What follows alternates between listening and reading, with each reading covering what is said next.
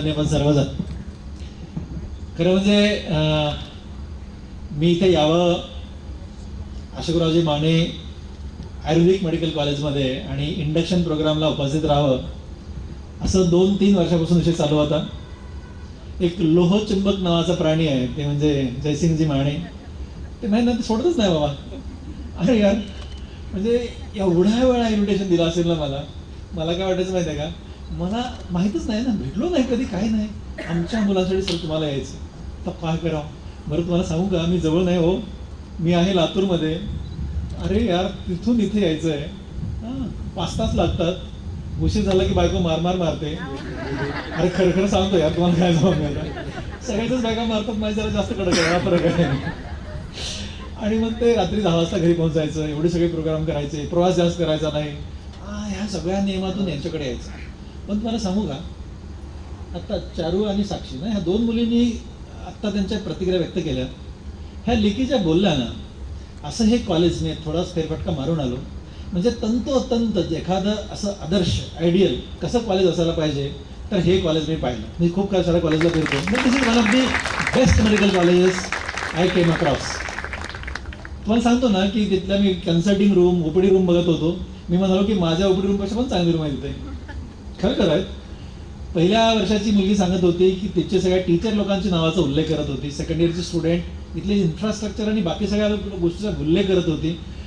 ती ज्या त्यांनी उल्लेख केला ना, त्याच्यामध्ये एका केसवडी पण अतिशयोक्ती नाही. जसंच तसं जे इन्फ्रास्ट्रक्चर आहे ते आहे. आणखी एक चांगली गोष्ट मला अशी वाटली ना, जयसिंगजींचं म्हणणं आहे की हे आयुर्वेदिक मेडिकल कॉलेज हे महाराष्ट्रातलं टॉप मेडिकल कॉलेज झालं पाहिजे. ते 100% होणार रोज. मला माहित नाही किती, पण विठ्ठलाचा आशीर्वाद लागतो एवढं मात्र पक्का आहे. त्यामुळे हे पक्का होणार, त्यात कसली शंका नाही आहे. आणि त्यांचं होतं की इंडक्शन प्रोग्राम सर तुम्ही या. मागच्या वर्षी म्हणाले, मी येऊ शकलो नाही. मध्यंतरी कार्यक्रम ठरला, मी नाही येऊ शकलो. आणि मग हा प्रोग्राम, आजचा जो प्रोग्राम कोडोळीमध्ये माझा सकाळी 10:30चा एक कार्यक्रम होता. हा कार्यक्रम मी 3 वर्षापूर्वी दिला होता. त्याला जोडून माझा एक आज कोल्हापुरामध्ये प्रॉपर तिथे एक कार्यक्रम होता. तोही कार्यक्रम खूप वर्षापूर्वी दिला होता. आणि मग ही कमिटमेंट झाल्यानंतर त्यांचा मला फोन आला, 8 ते 10 डिसेंबरमध्ये मला तुमचा प्रोग्राम पाहिजे. यार म्हणलं सॉरी, मी पण 22ला येणार आहे. कसं सर, आमचे प्रिन्सिपल म्हणतात, हे म्हणतात, ते म्हणतात, तुम्हाला यावं लागेल. म्हणलं मला माफ करा यार, 2दा जर आलो तर माझा पगार बंद झाला. पगार बंद झाला म्हणजे माझी बायको पगार करते, ती पगार देणारच नाही, 100% देणार नाही, पगार बंद झाला. ते म्हणजे असं काय करताय सर. म्हणून खरं सांगतो यार, मी आधीच लहान म्हणजे आपल्याकडे मोठेपणा कुठंच नाही आहे. आणि ती तर माझी बॉस आहे म्हटलं, ती मला परमिशनच देणार नाही, यांना सांगितलं मी. मग ते एकदा, मग कसं करता सर, उद्या सांगा. उद्या विचाराने पुन्हा फोन केला, परवा पुन्हा फोन केला, पुन्हा फोन केला. मग शेवटी त्यांनीच माघार घेतली. ते म्हणजे ठीक आहे सर, आपण 22ला कार्यक्रम करू. आता 22ला कार्यक्रम करताना सुद्धा मी त्यांना 4 वाजता प्रोग्राम ऑर्गनाईज करा, मला घरी जायला उशीर होतोय. नाही, आम्हाला 6 वाजता प्रोग्राम पाहिजे. मी म्हणलं 5ला तरी ठेवा. नाही, 5:30 ती पत्रिका छापली त्यांनी. पण त्यांच्या मनासारखं झालं माहिती आहे का, तुमचा देव जरा जास्त ऐकतो पाहिजे. हो ना, ते बरोबर 6लाच येऊ शकलो. मी रस्त्यात एका ट्रॅफिकमध्ये अटकून बसलो, मला निघताच येईल, बाहेर निघडे नाही. म्हणलं ते मला नंतर कळलं की ती ट्रॅफिक यांनीच तयार केली होती. खतरनाक माणूस आहे. हो, मनुष्य काही तुम्हाला जास्त माहित होते, माझ्यापेक्षा तिला जरा जास्त माहित होते. तर हे सगळी आपण मंडळी जवळ ना, मला खूप छान वाटलं. माझी एंट्री, कॉलेज, कॅम्पस, मी सगळ्याच गव्हर्नमेंट मेडिकल कॉलेजमधनं माझं एज्युकेशन झालं आहे. पण तुम्हाला सांगू का, हे सगळी एंट्री करताना असं वाटत होतं की कुठला तरी मी 5 स्टार हॉटेलमध्ये जातोय. सुप्प बनवलं त्याने, एकदम मन लावून बनवलं आहे. आणि तुम्ही जसं आता सांगत होते ना, खरोखर या माणसाचं बारीक लक्ष असतं, लक्ष दिल्याशिवाय होत नाही. मी पण इन्स्टिट्यूशन चालवतो, मलाही माहिती आहे किती अडचणी असतात ते. आणि त्याच्यामुळे ही माणसं लागतात. आणि तुम्हाला लेकरांना सांगतो, you are in the best place. ह्या दोघी लेकीने सांगितलं, बरोबर सांगितलं. फक्त त्या दोघी लेकींना माझी विनंती आहे, तिने रागी घेऊ नका ज्युनियर पोरांची. आणि तुमच्या लोकांना घेऊ पण घेऊ नका. पण तुम्हाला पुन्हा सांगा, रॅगिंग काय मोठा विषय नसतो. मग ते रॅगिंग अशी एन्जॉय घ्यायची असते. मी आपला साधा मुलगा म्हणजे जास्त साधा मुलगा. बघा, तुम्हाला एक विषय सांगतो. आणि माझे मोठे बंधूंच्या घरी मी राहायचो. पद्मश्री डॉक्टर तात्याराव लांजेंच्या घरामध्ये राहायचो. दादांचे 3 लेकरं, मी 4था, असं आमचं नातं आहे. म्हणजे दादा मला 14 वर्षांनी मोठे आहेत. त्यामुळे माझे यांना ही माझे पहिल्या आईवडील आणि दादा बहिणी ही माझे दुसऱ्या आईवडील, असं आमचं नातं आहे. त्यांनी शिकवलं, त्यांनी शाळेत पाठवलं, त्यांनी म्हणजे पूर्ण आत्तापर्यंत मी सगळं त्यांच्यामुळे घडलो. त्या घरात राहायचो. एक दिवशी ना मला उठालो, मी एकदम सिन्सिअर माणूस, तंतोतंत पाळणार. एक दिवशी मला कसा उशीर झाला कळलंच नाही. उशीर झाला आणि लेक्चरला उशीर झाला. फर्स्ट इयरचं लेक्चर होतं. आणि मला गाडी येत नव्हती, काही विषयच नाही आहे. एक जणाच्या स्कूटरवरती मी गेलो. तेव्हा स्कूटर म्हणजे फक्त डॉक्टरांकडे असायची, म्हणजे आमच्या बॉसेसकडे असायची. गेलो ना, त्या सिनियर माणसं, आमचं लेक्चर संपलं की जे सिनियर होते सेकंड इयर थर्ड इयरचे त्या स्कूटरजवळ येऊन थांबले. ह्या स्कूटरवर कोण आले म्हणे? म्हणून मी आलोय. त्या स्कूटरला बघा, त्या स्कूटरची चावी लावली आणि न स्कूटर सुरू करता हाताने एवढं 3 किलोमीटर घेऊन जायचं, त्यांनी मला शिक्षा दिली. मी आनंदाने घेऊन गेलो. बघा हे सगळा विषय झाला. त्याच्यानंतर जेव्हा मी इंटर्नशिपमध्ये गेलो, तो जो सिनियर होता ज्यांनी माझी ही रॅगिंग घेतली होती तो मला म्हटलं, तुला माहित नाही पण ही रॅगिंग कुणी घ्यायला लावली होती? तर डॉक्टर तात्यारावांनीच ही रॅगिंग घ्यायला लावली होती तुझी. हे खडूस लोक म्हणजे माहिती काय, अरे यार मला कमालीची गोष्ट आहे, म्हणजे हातात स्कूटर वाढायचं काय सोपं काम नाही. पण हे असं एन्जॉय घ्यायचं, त्याचं फार सिरियसली घ्यायचं नाही, एवढंच मला ज्युनियर लोकांना आपण सांगायचं. पण आपण एकमेकांचे मित्र होतो, आयुष्यभर आपण अटॅच राहतो. UGचं कॉलेज जे असतं ना ते कॉलेज जास्त लक्षात राहतं, PGचं कॉलेज एवढं लक्षात राहत नाही. ओके, मी अंबेजोगाई गव्हर्नमेंट मेडिकल कॉलेजमधून MBBS झालं. पण तुम्हाला सांगू का की त्या कॉलेजच्या समोरून जरी चाललो ना तर मी 2 मिनिटं गाडी थांबवतो, त्या कॉलेजकडे बघतो, त्या बिल्डिंगकडे बघतो, पुढे जातो. त्याच्यानंतर मी संभाजीनगरमध्ये MS जनरल सर्जरी झालो, JJमध्ये प्लास्टिक सर्जरी झालो. पण एवढा कुठं थांबत नाही थांबत. ती अटॅचमेंट असते या कॉलेजची. त्यामुळे ना UGचं कॉलेज द बेस्ट कॉलेज आहे आणि you are in the really good college, good hands, good teachers, good atmosphere. And so you will be the best future in the, you can have a great future, great career. त्यासाठी माझ्या एकदा शुभेच्छा आहेत. आज काय बोलणार आहे हे 7 वाजून 6 मिनिटं झालीत. मी जरा घड्याळकडे बघत राहतो. 45 मध्ये 45 संपवायचं मला. आणि तुम्हाला सांगतो मी, सगळ्यांनी कर्टेन लावून केलं, धन्यवाद. तुम्ही हा प्रोग्राम सगळा माझ्या दृष्टीने ऑर्गनाईज केला, त्याबद्दल तुमचा मी एकदम मनातून आभारी आहे. मला लेकरांसाठी बोलायला आवडतं, मुलांना बोलायला आवडतं, हो आवडतं, प्रश्नच नाही. मला खूप छानही वाटतं. आज काय बोलायचं आहे असं मी ठरवत असतो कधीतरी. मी टेरिसवरती ना, माझं एक टेरिस मी दररोज रन करतो. ते रन करताना मी विषय टाकतो डोक्यामध्ये, आज काय बोलायचं, राईट. आणि काय माहीत नाही, मी तर हे तुमच्यासमोर बोलतोय, पण मी परदेशामध्ये प्लास्टिक सर्जन लोकांना शिकवायला फार जातो. आपल्याकडे खूप जास्त प्रमाणामध्ये काम होतं, वेगवेगळ्या विषयाचं काम मी करतो. आणि ते काम आता इतकं उंच गेलं आहे की मी प्रत्येक विषयामध्ये हायेस्ट नंबरवरती मी आहे सध्या. म्हणजे नाकाच सर्जरी आपल्याकडे हायेस्ट होतात, ओठ फाटले टाळ फाटलेले हायेस्ट होतात, देशामध्ये हायेस्ट होतात. त्याच्यामुळे ना देशामध्ये प्रदेशामध्ये कधीही कॉन्फरन्स झाली प्लास्टिक सर्जन्सची जाऊन मला बोलावं लागतं. तर मी ना त्या टेरिसवर पळताना विषय टाकतो की यावेळेस कॉन्फरन्समध्ये काय बोलायचं. आणि 8 दिवसामध्ये एक विषय तयार होतो. मी जरा वेगळाच प्राणी म्हणजे मी दररोज पहाटे 4:45 वाजता कामाला लागतो. 4:44 माझं काम सुरू होतं आणि संध्याकाळी 6:30 वाजता मी पहिला श्वास घेतो. 14.25 तास एकदाही श्वास न घेता मी काम करतो. मी सगळेच डॉक्टर आहात, मी पण डॉक्टर आहे. काही तुम्हाला सांगतो मी नाही, असा विषय असा आहे की तुम्ही सगळेजण म्हणाल काय सर काय पण सांगता, 14.25 तास काम करायचं बिना श्वास घेता कसं करायचं. जर 14.25 तास बिना श्वास घेता काम कसं करायचं तुमच्यापैकी कुणालाही बघायचं असेल तर एक दिवस माझ्यासोबत राहायचं. 4:45 ते संध्याकाळी 6:30. तुमचं 1 किलो वजन कमी नाही झालं मला विठ्ठल लावणी म्हणायचं नाही. हे माझं ओपन चॅलेंज आहे. कोणी पण आहे, अगदी कोणी पण कोणी पण आहे. असं मी दररोज काम करतो. दररोज म्हणजे मी दररोज काम करतो. ओके, मी सुंदर कापाकापी करतो, तुम्हाला नाही येणार करू नका. मी सुंदर कापतो. मी कापलेलं कोणाला कळत नाही, जोडलेलं आहे कोणाला कळत नाही. ही माझ्याकडे डिग्री आहे, देशातली सगळ्यात उंच डिग्रीचा मी डॉक्टर आहे. पण फक्त माझ्यासोबत राहायचं, बघा मी कसं काम करतो ते. त्याच्यानंतर तुम्हाला नमस्कार पण करणार नाही, असं मी काम करतो. दररोज मी 12 सर्जरी करतो दररोज. आणि माझ्याकडे आज या घडीला 350 सर्जरी वेटिंगवर आहेत. असा भारत देशामध्ये काही प्लास्टिक सर्जन नाही. हे काम आहे. आणि तरी सुद्धा मुलांसाठी सांगायचं, जायचं, त्यांना बोलायचं. मग का बोलायचं, का जायचं, त्याचा मोठं काय आहे, त्याचं कारणच आहे. मी बोलताना बोलून गेलो ना की मी जे काय आता बोलतोय, जे काही उभा आहे, जे काही काम करतोय, मला पण कोणीतरी शिकवलंच असेल ना. हे जे गुण माझ्यामध्ये भरलेत ना, हे माझे मोठे बंधू, माझे आई वडील, माझे टीचर, ह्या लोकांनी दिले असेल ना. मी म्हणालो हे जर फक्त माझ्याकडेच ठेवलं तर मी स्वार्थी होईल. म्हणून मी ठरवलं आता की मला जे कळलंय ना ते तुम्हाला सांगायचं. आणि मला मेडिकलचे लेकर प्रचंड आवडतात. तुम्हाला सांगतो ना की माझ्याकडे प्रचंड मोठं वेटिंग आहे. पण जर मेडिकलचा स्टुडंट आला, तो BMS असो, तो BHMS असो, तो डेंटलला असो, तो MBBS ला असो, तो PG करणारा असो, जर बाहेर फक्त चिठ्ठी आली तर त्याला मी उपडीत बाहेर 1 मिनिट पण वेटिंग करू देत नाही, 1 मिनिट सुद्धा नाही. राईट. त्याच्या पुढे एकाही डॉक्टरांचा माझ्या आयुष्यात एकही रुपया मी फीस कधी घेतली नाही, कधीच नाही. एका पण सर्जरीला पण घेत, सर्जरीचे पण पैसे घेत कधीच नाही, म्हणजे नाही. माहीत नाही पण आय लाईक दिस. मला छान वाटायला लागतं, खूप सुंदर वाटायला लागतं. आणि हे तुम्ही लेकरं आहात ना, तुम्ही तर खूपच ग्रेट वाटतं मला. कारण बाकीच्या फील्डमध्ये अभ्यास करायला लागत नाही असं म्हणत नाही, पण मेडिकलमध्ये फार अभ्यास करायला लागतो, एवढं मदत तुम्हाला सांगतो. त्याच्यामुळे मी तुमच्या सोबत आहे. बघा ना, आपण सगळेच लेकरं असतो ना, आपल्या घरातले भानगड असते. आपले आई वडील आपण जन्माला आलो, आपण म्हणजे मेडिकलला जाणारे लेकर जरा हुशार आहेत, सिन्सिअर आहेत की आई वडील ठरवत आहे डॉक्टर करायचं. सिन्सिअरली हुशार आहे, डॉक्टर करायचं.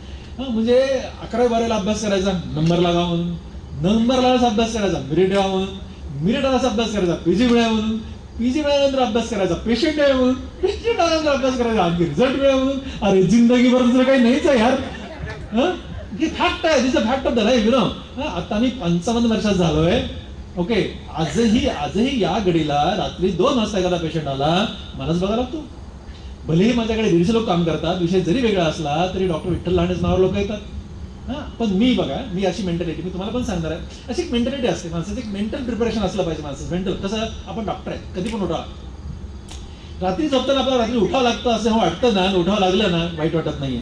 पण आपली ही मेंटल, आपणच का काम करायचं, आपल्या बरोबरचे इंजिनिअरचे मुलं तर लगेच पैसे कमायला लागले, आम्हाला पैसे कमायला किती वेळ लागायला लागलाय, आता कसं करायचं आम्ही, आतापर्यंत आईवडिलाचेच पैसे मागायचे का, आम्ही कधी पैसे कमवणार आहेत. आणि त्याचे तुम्ही पुढचं सगळं केल्यानंतर, आयुर्वेदामध्ये एमडी वगैरे केल्यानंतर जेव्हा मार्केटमध्ये येतात, तर तेव्हा तुम्ही ज्युनियर मोस्ट डॉक्टर असता. आता येईपासून सुरू करायचं. अरे यार कसं, म्हणजे आपण प्रत्येक माणूस खूप असा विचार करतो. तुम्हाला सांगतो मी, असं नका विचार करू. मेडिकल फील्डनं सुंदर आहे, जरी सुरू व्हायला वेळ लागला तरी ना एकदम संयम पाळा. तुम्हाला मी सांगतो की मेडिकल फील्डचा ऍडव्हान्टेज हा आहे, पुढे माझे सगळे मित्र, आता माझे सगळे क्लासमेट, आम्ही 330 विद्यार्थी 11वी-12वीला शाहू कॉलेजमध्ये होतो, लातूरच्या, सगळे मेरिटोरियस स्टुडंट होते. त्यातले भरपूर वेगवेगळ्या फील्डमध्ये गेलेत. 330 मधले 206 लेकरं कुठल्या प्रोफेशनमध्ये आहेत माझ्या बॅचची. मी जरा असोसिएशनचा अध्यक्ष आहे आणि मी हे बऱ्याच ऍक्टिव्हिटी घेत राहतो, म्हणून मला हे सगळे कॉन्टॅक्टमध्ये आहेत. फक्त 16 लेकरं इकडे गेलेत. बघा, एवढी मोठी आमची चांगली बॅच होती, एकदम मेरिटोरियस बॅच. म्हणजे महाराष्ट्रामध्ये 300 मधले महाराष्ट्रामध्ये 57 लेकर आम्ही होतो, माहिती आहे का. म्हणजे महाराष्ट्रामध्ये पहिले एवढं ते मेरिट चांगलं होतं तिथलं. पण पॉईंट सांगत होतो की हे सगळे लोक मला भेटतात, त्यातले फक्त 17-18 डॉक्टर आहेत. सगळेजण माझे बाकीचे मित्र भेटतात. विठ्ठल, अरे आता रिटायरमेंटचा प्लॅन करायचा आहे, 2-3 वर्षांनी रिटायरमेंट, कोणी 58 लाख, कोणी 50 लाख, आज 60 ला रिटायर होणार आहे, जागा बघायची, प्लॉट बघायचा, बघायचं. सगळेजण माझे मित्र असं बोलत आहेत. आणि मी आता एक 200 बेडचं नवीन हॉस्पिटलचा प्लॅन करतोय मी आत्ता, कारण माझा मुलगा डॉक्टर होऊन येतोय, मला होणारी सून पण डॉक्टर होणार आहे. त्यामुळे मी आता एक मोठ्या हॉस्पिटलचा प्लॅन करतोय बघा आत्ता. आणि आमचे लोक रिटायरमेंटचा प्लॅन करतात. हा आपल्या फील्डचा फायदा आहे. पद्मश्री डॉक्टर तात्याराव लांडेंनी 64 वर्ष नोकरी केली गव्हर्नमेंटची, 64 इयर्स. आणि त्याच्यानंतर त्यांनी आता हॉस्पिटल टाकलंय. आत्ता 64 इयर्स नोकरी करून रोरिंग हॉस्पिटल चालतंय, मुंबईतलं नंबर 1 हॉस्पिटल त्यांचं काम सध्या सुरू आहे. म्हणजे आपल्यामध्ये रिटायरमेंट लवकर नाही, त्याच्यामुळे जरी उशीर लागला टेन्शन नका घेऊ, तुम्ही भरपूर दिवस काम करणार आहे. बरोबर आहे. आता मी तुम्हाला आज काय सांगणार आहे, आज मी तुम्हाला एक एशियाचा पासवर्ड देऊन जाणार आहे. एशियाचा पासवर्ड जरा बारकाईने ऐकायचं, लक्ष द्यायचं मी काय म्हणतो ते.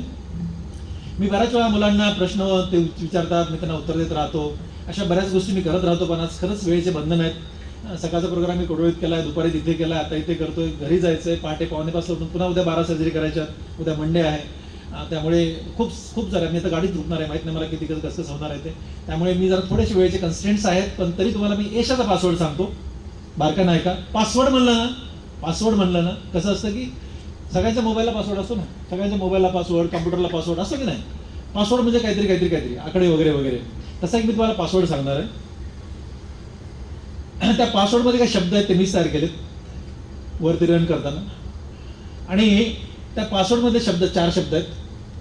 त्यातला पहिला शब्द आहे, बारका नाही का, कमिटमेंट. कुठला शब्द आहे, मोठ्याने सांगा.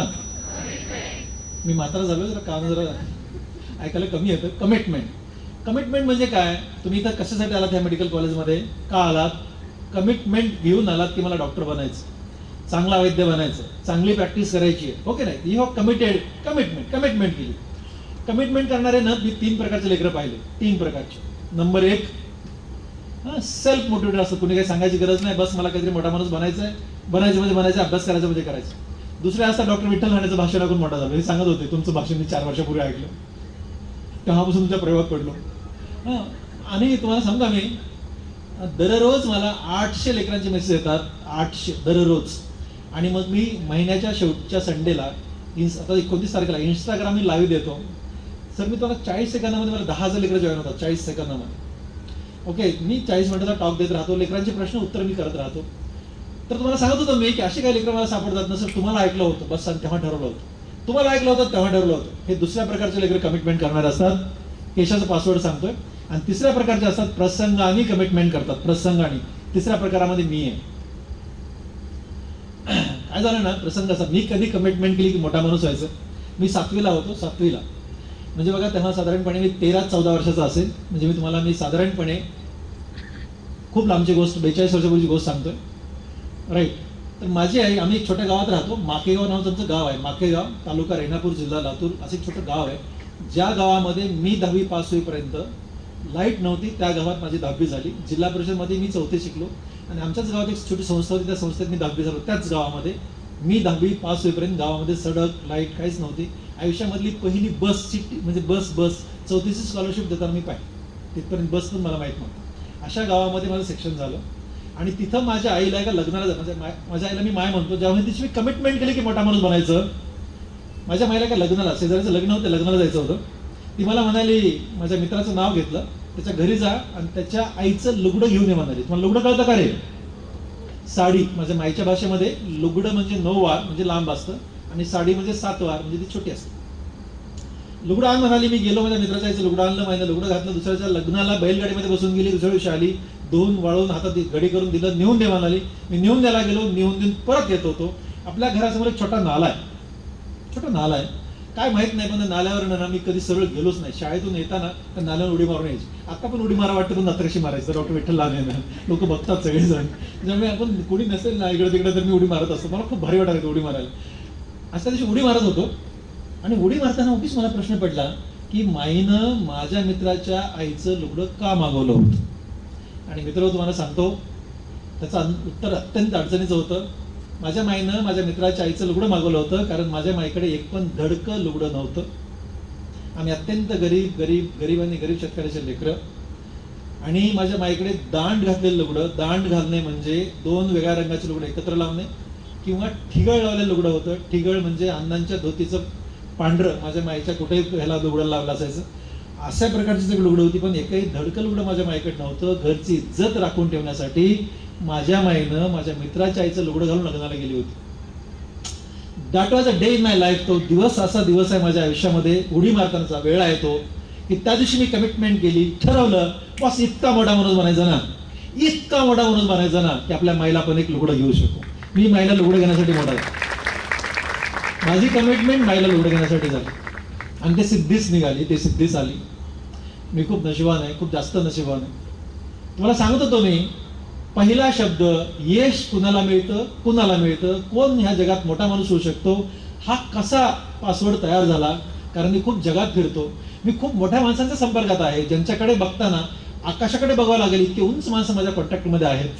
कारण मी साधारणपणे 55 देशामध्ये ते दुवांगलेले ओठ आणि टाळूचं काम स्माईल ट्रेनच्या माध्यमातून चालतं. 55 देशात, त्यातलं सगळ्यात जास्त काम आपल्या लातूरमध्ये घडतं. त्यामुळे आपण खूपच वरच्या लेवलला त्या विषयात काम करत असल्यामुळे ना, मी सगळ्या जगभर फिरतो या विषयाला घेऊन आणि मी खूप मोठ्या मोठ्या लोकांना भेटतो. हे सगळीच मोठे लोक कसे झाल्याचा अभ्यास केला, त्यातून हा पासवर्ड तयार झालाय. म्हणून मी पहिला शब्द सांगितला. कुठला सांगितला? अगं लेकानो मोठ्या आवाजात बोला. कमिटमेंट. दुसरा तुम्हाला माहितच नाही काय माहित, मी सांगतो. दुसरा शब्द आहे कन्सिस्टन्सी. जरा बारकाय नाही का, खूप सारे लेकरं येतात, कमिटमेंट करतात. मला आता मोठा माणूस बनायचं, खूप अभ्यास करायचा, ह्या विषयात पीजी मिळवायची, असं करायचंय, तसं करायचंय, बस हे पुस्तक पाठ करायचं, मेरिट यायचंय, महाराष्ट्र विद्यापीठ, आपल्या महाराष्ट्र मेडिकल सायन्सेसच्या युनिव्हर्सिटीमध्ये आपला टॉप मिळवायचा आहे, असं सगळेजण म्हणतात की ना.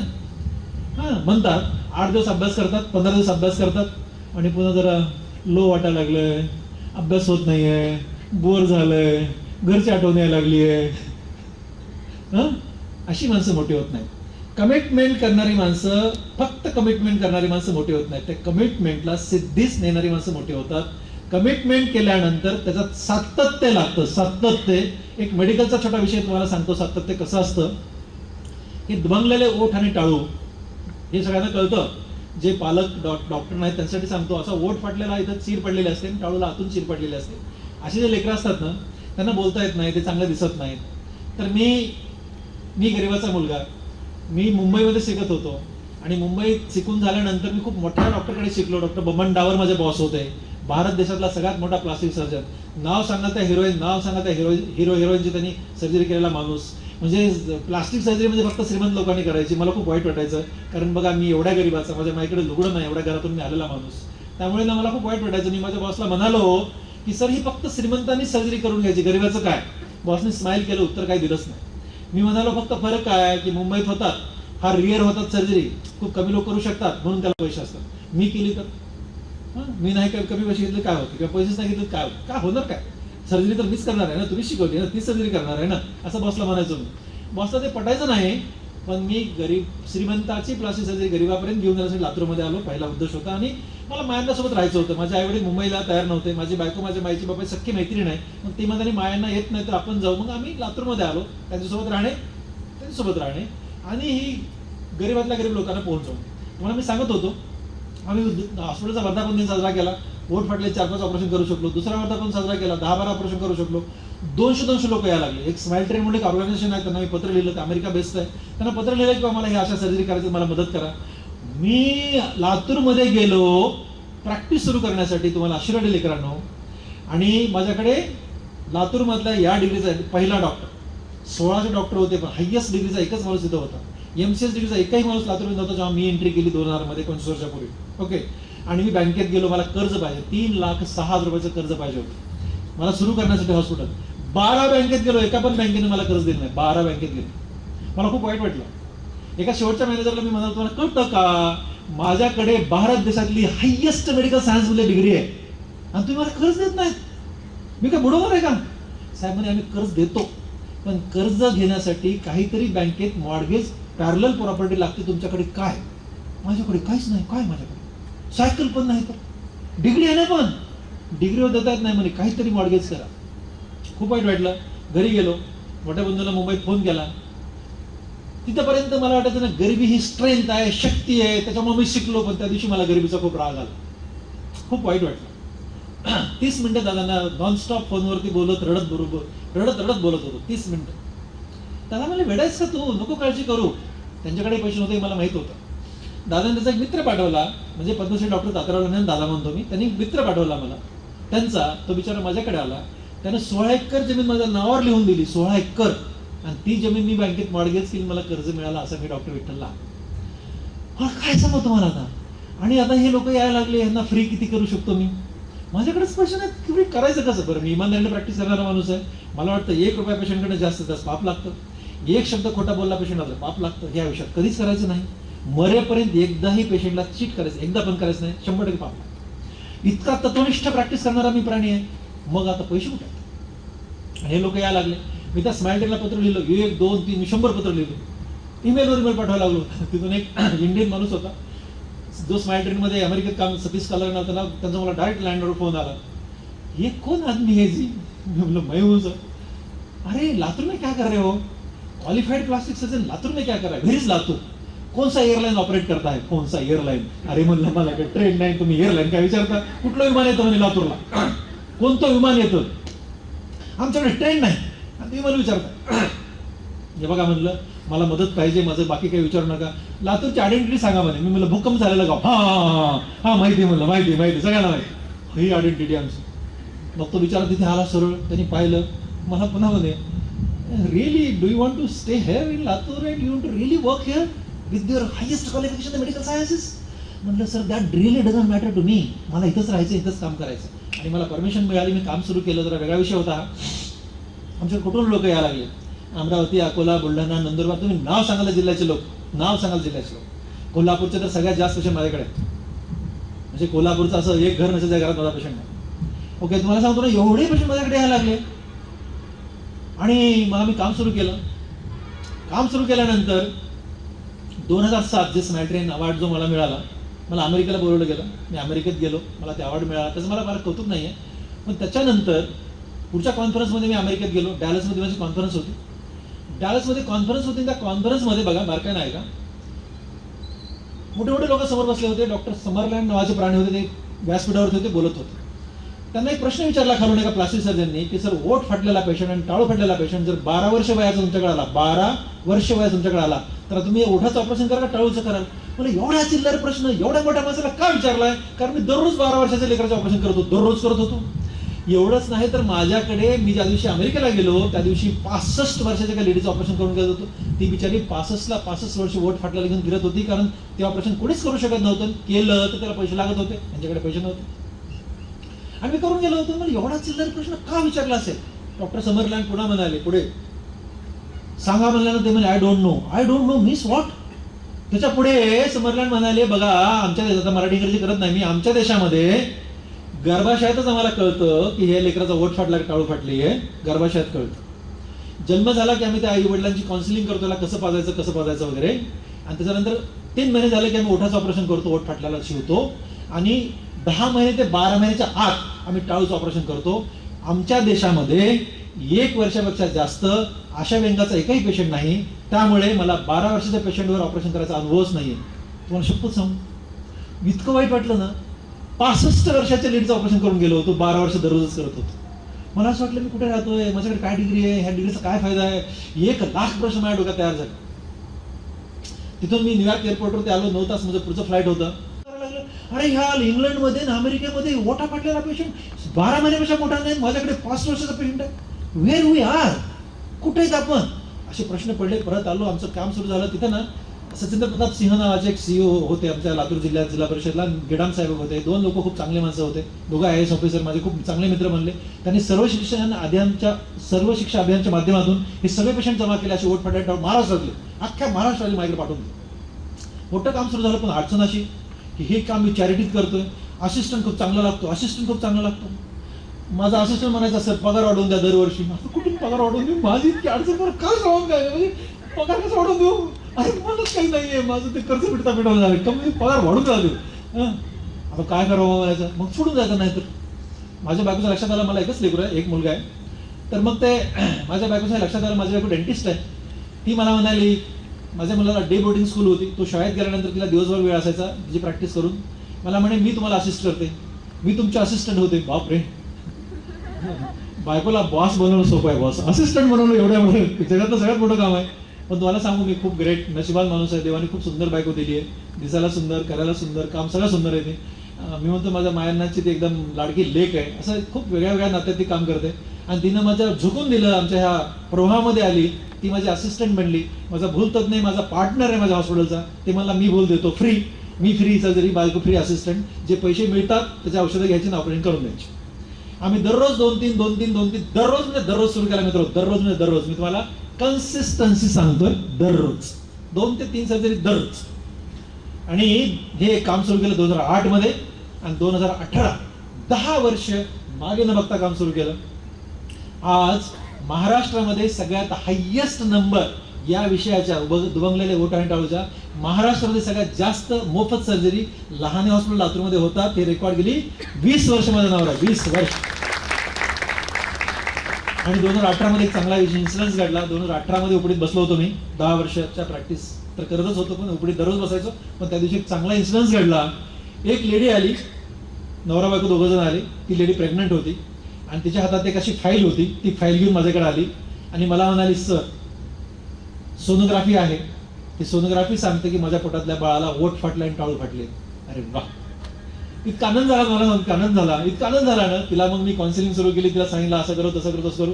आणि त्याच्यानंतर आता माझ्याकडे दररोज मिनिमम 7 ते 8 पेशंट फक्त सोनोग्राफी रिपोर्ट घेऊन येतात.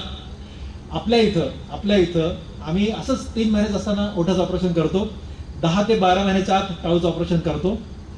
आणि 2022 मध्ये ब्राझीलमध्ये माझी कॉन्फरन्स होती. तिथे डॉक्टर समरलँड भेटले. त्यांना जाऊन मी भेटलो. सर समरलँड सर, भारत देशामध्ये सुद्धा आम्ही सोनोग्राफीच्या रिपोर्टमध्येच पेशंट बघतो, जन्म झाल्यासच काउन्सिलिंग करतो, 3 महिन्याचं असतानाच ओठाचं ऑपरेशन करतो आणि 1 वर्षाचं आतच टाळूचं ऑपरेशन करतो. हे आमच्या देशात पण घडतं, फक्त तुमच्याच नाही. हे कधी घडतं लेकरांनो, हे कधी घडतं? कन्सिस्टन्सी. थेंबे थेंबे तळे साचे. एका दिवशी करायची गरज नाही आहे, पण सातत्यानं करा. 3 डिसेंबरला या प्रोजेक्टला सुरू करून मला 20 वर्ष पूर्ण झाले. 20 वर्ष. Can you imagine? 20 years दररोज 2-3 सर्जरी आम्ही करतो. कळलं मी काय म्हणलं ते? त्याच्यामुळे ना तुमच्या अभ्यासामध्ये, तुमच्या कामामध्ये तुम्हाला मोठं व्हायचंय ना, सातत्य ठेवायचं. अभ्यास एक दिवस करून माणूस मोठा होत नसतो, सातत्यानं. एक्झामच्या दिवशी अभ्यास करून माणूस मोठा होत नसतो. एक्झाम 1 दिवसावर आली, महिन्यावर आली, हो असं करून त्याला एक्झाम मध्ये मार्क मिळत नसतात. आज तुमचं कॉलेज सुरू झालंय, आजपासून अभ्यास सुरू करायचा, आजपासून, आणि सातत्यानं करायचा. मी एक टाइम टेबल बनवायचो बघा, मी जरा साधारण विद्यार्थी आहे, मराठी मीडियमचा विद्यार्थी आहे. जिल्हा परिषद शाळेत शिकलेला विद्यार्थी आहे, शेतकऱ्याचा मुलगा आहे मी, त्यामुळे मला खूप जास्त लँग्वेजचे कन्स्ट्रेंट्स असायचे, मला खूप अडचणी असायच्या. आजचा विषय वेगळा आहे, तुम्हाला काय सांगू, आता मी जगभर टॉक लोकांना देत राहतो, त्यामुळे आता सगळ्याच लँग्वेजेस मला खूप चांगल्या अवगत होतात. पण लेट मी टेल यू की मला खूप अडचणी पडायच्या, खूप जास्त अडचणी पडायच्या. मी तुम्हाला सांगत होतो की मी टाइमटेबल बनवायचो. कधी? डे 1 कॉलेज आज सुरू झालं, पुस्तक काढायची, सगळे पुस्तक समोर ठेवायचे, सगळे पुस्तकाचे टॉपिक लिहून काढायचे, किती वेळ लागेल लिहून काढायचा, सोमवार ते शनिवार अभ्यास करायचा, कॉलेजचा किती वेळ आहे, मला किती वेळ मिळतो, धडायला किती वेळ लागेल लिहून, 100 पानाची वेळ पहिल्या रात्री लिहून काढायचं रात्रभर. आणि ती 1.5 वर्ष आमच्याकडे 1.5 वर्षाचं होतं, थोडंसं बदल आहे आता. MBBSला फर्स्ट इयर 1.5 वर्ष, सेकंड इयर 1.5 वर्ष, थर्ड इयर 1.5 वर्ष लिहून काढायचं, 1.5 वर्ष लिहून काढायचं, 1.5 वर्ष. ओके. आणि 1.5 वर्ष डे 1 पासून डे एंड पर्यंत रविवारी अभ्यास करायचा नाही म्हणजे नाही. त्या दिवशी मी MBBSला असं वाटलंच नाही पाहिजे, त्या दिवशी मी BMSला असं वाटलंच नाही पाहिजे, मी काहीतरी चिल्लर माणूसच वाटलं पाहिजे. धिंगाणा करायचा. आता पण रविवारीचा कधी वेळ मिळाला असं जर जयसिंग नाही बोलवलं तुम्ही राजे, जयसिंगराव तुम्ही जर नाही बोलवलं तर मग आम्ही त्या दिवशी मी काय करतो माहिती का, आत्ता जर कुठला रविवार मला मिळाला त्या दिवशी मी आंघोळ करत नाही, दाढी करत नाही, ब्रश पण करत नाही. माझी बायको डेंटिस्ट आहेत, मला काही कळतं का म्हणते, म्हणून कळू की नको, मला करायचं ब्रश, उठायचं, खायचं, झोपायचं, जे करावं वाटेल ते करायचं, पायवर पाय खाली, हे जे सगळं असं एक रविवार घालायचा. रेस्ट व्हाईल, रण व्हाईल असं म्हणतात, मस्त रिलॅक्स व्हायचं. त्याशिवाय दररोज 7 तास झोपायचं, दररोज. ओके. त्याशिवाय दररोज 1 तास स्वतःला द्यायचं, दररोज. ओके. हे टाइम टेबल बनायचं. एवढ्या दिवसात तुम्हाला वेळच वेळ मिळतो रे, तुम्हाला सांगतो ना, वेळच वेळ मिळतो. ही डिसिप्लिन करायचं तुम्हाला सांगतो मी. माझ्या वर्गामध्ये मी फायनलला गेलो, MBBS फायनलला गेलो. मी म्हणालो मी जरा कच्चा विद्यार्थी, मला प्रामाणिकपणे सांगतो 20 वेळा वाचावं लागतं पाठ करायला, 20 वेळा. त्याच्या अगोदर मला पाठ होत नाही. पण माझी 20 वेळा वाचायची तयारी आहे, 20 नाही, 40 वेळा वाचायची तयारी आहे माझी. मी वाचलंय, मी पुस्तकं पाठ केलीत, आणि आजही मला मेडिकल सायन्सचे पुस्तकं ईज वासह पाठ आहेत, ईज वासह, तोंडपाठ. आत्ता माझ्या वेळेस तुम्ही एक पुस्तक काढून बसायचं समोर, अख्खं पुस्तक वाचून दाखवतो तुम्हाला, न बघता. आपण जरा कच्चा विद्यार्थी आहे म्हणून मी मागे लागलो, वेळासारखा मागे लागलो. पण तुम्हाला एक सांगू का, मी एखादी गोष्ट येत नसेल ना पाठ करायची, येते. मी तुम्हाला एक विषय सांगतो कन्सिस्टन्सीचा. मेडिसिनचा पेपर होता बघा, मेडिसिनचा पेपर होता. माझं असं म्हणणं असतं की 11th आवरला अभ्यास करू नये, सातत्यानं अभ्यास करायचं यश मिळतं असं माझं सगळ्यांना म्हणणं आहे. सगळ्यांना, जे लोक 11th आवरला अभ्यास करतात, नका करू. सातत्यानं अभ्यास करा, थोडा अभ्यास करा, वेळ द्या, म्हणजे 11th आवरला मी आजारी पडत नाहीत, एक्झाममध्ये आजारी पडत नाही. मी सांगत होतो की मी दादांच्या घरी राहायचो, दादांना 3 लेकरं आहेत, छोटे आहेत. म्हणजे मी जेव्हा MBBS लागलो तेव्हा दादांची मुलगी 6 वर्षाची होती, मी जाईपर्यंत ती 10 वर्षाची झाली, MBBS फायनल होईपर्यंत. छोटा मुलगा असा वर आला, तो 1.5 वर्षाचा होता, आणि मधली मुलगी 4 वर्षाची होती. म्हणजे असे छोटे लेकरं होते, पण आमची खूप गट्टी आहे, म्हणजे मला खूपच आवडतात ते लेकरं. म्हणजे आमच्या घरामध्ये, म्हणजे घरात गेलो की धिंगाणा करणं त्यांच्याबरोबर, हे माझ्या आवडीचा विषय आहे. मी आजही खूप धिंगाणा, मी माझ्या आईवडिलाची प्रचंड धिंगाणा करायचो, अंदाज चिमटे काढा, माहीत चिमटे काढा, हे मला पण आजही आवडतं. आय डोंट नो, पण ते मी त्यांच्याशी खूप धिंगाणा करायचो. मेडिसिनचा पेपर होता, आणि 4 लोकांचं क्वार्टर होतं, 4 डॉक्टर ते राहत होते, दादांच्या क्वार्टरमध्ये आम्ही राहत होतो. वरती माझे बॉस होते, ND कुलकर्णी माझे बॉस होते, वरती राहत होते, आमच्या क्वार्टरच्या वर त्यांचं क्वार्टर होतं. आणि घरात गेलो 8 वाजता, 10 वाजता मेडिसिनचा पेपर होता. 3 किलोमीटर आमचं सेंटर होतं बघा. आणि मी घरात गेलो, 3 लेकरं घरात होते, धिंगाणा सुरू केला, म्हणजे घराच्या काचा फुटतील असं धिंगाणा करायचं माहिती. आणि असा एवढ्या सगळ्या धिंगाणा मारा धिंगाणा करत राहिलो. तेवढ्यात बेल वाजली आमच्या घराची. वहिनी दरवाजा काढला. आमच्या वहिनी एकदम साधा माणूस, एकदम भोळा माणूस, एकदम आई म्हणजे आईच आहे ती, ग्रेट आई आहे ती. दरवाजा काढला, वहिनीला विचारलं ND सरांनी, विठ्ठल कुठे आहे? काय करतोय? वहिनी इतक्या सरळ सांगून गेला, धिंगाणा करतोय. बापरे. ND वाजता इकडे विठ्ठल. मग आता एकदम सभ्य माणूस गेलो समोर. गुड मॉर्निंग सर, पाया पडलो. अभ्यास झाला? हो सर. पुस्तक काय पेन घेतला, हे घेतला, ते घेतला, बॉसने सगळे प्रश्न विचारले. हो सर. अगदी हात बांधून सभ्य उभा राहून त्यांना म्हणालो ऑल दी बेस्ट म्हणाले. पुन्हा एकदा पाया पडलो. बॉस असे दरवाजा बाहेर गेले, दरवाजा बंद केला, मध्ये आलून पुन्हा धिंगाणा सुरू केला. पुढचा उरलेला पोटभर धिंगाणा केला, मस्त आंघोळ केली, जेवण केलं, आणि पेपरसाठी निघालो. बघा, पेपरसाठी निघालो. आमच्याकडे काही नाही ना, आम्ही साधे लेकरं. माझा एक मित्र, त्याच्याकडे स्कूटी नाही, लुना होती. त्या लुनाला मागे काहीच नाही बसायला, सीट पुढेच एक सीट असायची, त्याच्यावर तो बसला होता, जिथं सीट नाही तिथे मी बसलो होतो. आमची हळूहळू चालली लुना. 3 किलोमीटर जायचं होतं. मी असं माझं लक्ष गेलं असं या साईडला, तर माझी एक मैत्रीण, माझी वर्गमैत्रीण एका रिक्षात बसली होती. रिक्षात बसली होती. बघितलं, रिक्षात बसलेली. तिच्या बाजूला, एका बाजूला तिची आई बसली होती. आई ती तिला खाऊ घालत होती. बापरे म्हणलं, तिला रात्री खायला वेळ मिळाला नाही, मेडिसिनचा पेपर आहे. मी तर धिंगाणा करत बसलो होतो, किती वेळा माणूस आहे. पुन्हा आणखी बारकाईनं पाहिलं, पलीकडनं बहीण बसली होती, केस विचारायला लागली. अरे यार मला हे काय झालं आता. त्याच्या पुढची हाईट, तिचा भाऊ बसला होता ना पुढे, रिक्षाच्या ड्रायव्हरच्या साईडचा भाऊ बसला होता, त्याच्या हातात पुस्तक होतं, त्याने असं पकडलं तिला वाचायला. आता म्हणलं हे पुस्तक 15 मिनिटात किती वाजणार आहे ती मेडिसिनचं पुस्तक. पण ते झालं खरं, पण माझे घालमेल झाले, 10 टोके चुकले. अरे यार म्हणजे सकाळी उठल्यापासून एक शब्द वाचला नाही, एक शब्द काय केलं, धिंगाणा गेला. आता ते म्हणजे असं कधी पण नाही म्हणलं तर विद्यार्थी असतो ना, ते वाटतं बा शेजारी वाचायला पाहिजे. सेंटरला गेलो आम्ही, मी आपला बिंदास कॉन्फिडंट होतो, गेलो, एक्झाम दिली आणि मेडिसिन मध्ये मला गोल्ड मेडल आहे, गोल्ड मेडल. ओके. आणि मेडिसिन मध्ये 34 वर्षापूर्वी जे मी रेकॉर्ड तयार केले, 34 वर्षापूर्वी मेडिसिन या विषयामध्ये ते आणखी तोडलेलं नाही. 34 वर्षापूर्वी. यश मिळण्यासाठी कमिटमेंट करा आणि ते मिळवण्यासाठी कन्सिस्टन्सी मेंटेन करा. त्या अभ्यासातला असो की तुमच्या प्रोफेशन मधला असो. मी दोन्ही पण एक्झाम्पल तुम्हाला सांगेन. Number 3 is a confidence. तुम्हाला सांगतो कॉन्फिडन्स हा खूप महत्त्वाचा विषय आहे. जे जे लोक सातत्य, बघा वर्षभर अभ्यास केला की नाही, एक्झामला जाताना टेन्शन नसतं का, असतं. पण वर्षभर नाही अभ्यास केला की माझ्याकडे लेकरं येतात, सर डोकं दुखा लागलंय, ताप यायला लागले, असेकपणा आलाय. मी समजून घेतोय एक्झाम आहे का जवळ, हो मग बरोबर आहे, राहू दे, येऊ दे, दिला येणारच. एक्झाम जवळ असताना जर असेकपणा आला, डोकं दुखायला लागलं, विकनेस वाटला, ताप आली की वर्षभर अभ्यास न केलेला आहे 100% सत्य आहे. असं तुम्हाला करायचं नाही. तुम्ही डॉक्टर आहे, तुम्हाला उलट लोकांना सांगायचंय, तुम्हाला हे अलाउडच नाही. मी तुम्हाला सांगत होतो की कॉन्फिडन्स येण्यासाठी सातत्य पाळायचं असतं. तुमच्या लेवलचं तुमचं थोडंसं छोटं मोठं उदाहरण देतो. माझा मुलगा प्रसाद, त्याचं नाव आहे, तर तो तुमच्याकडे असताना, म्हणजे तो 15ला MBBS लागला, 15च्या बॅचचा तो MBBS स्टुडंट आहे, 15च्या बॅचचा 2015. तो शाहू कॉलेजमध्ये लातूरमध्ये होता. हुशार आहे तो, 4थीला मेरिट आहे, 7वीला मेरिट आहे, 10वीला मेरिट आहे. तो मेरिटवर शिकतोय. बापाला 1% टेन्शन देत नाही, काहीच नाही. एकदम गोड लेकरू, आईवडिलांच्या पुण्याने मिळाले मला.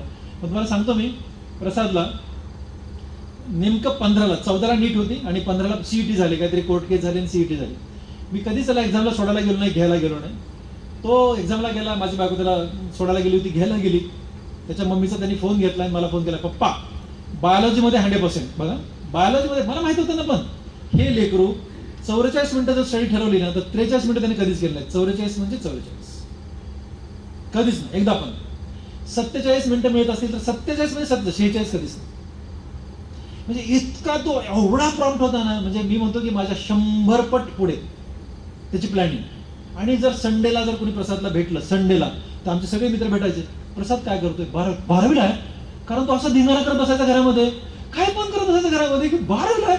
म्हणजे सगळेच माझे मित्र नाते, बापरे प्रसाद 12वीला आहे.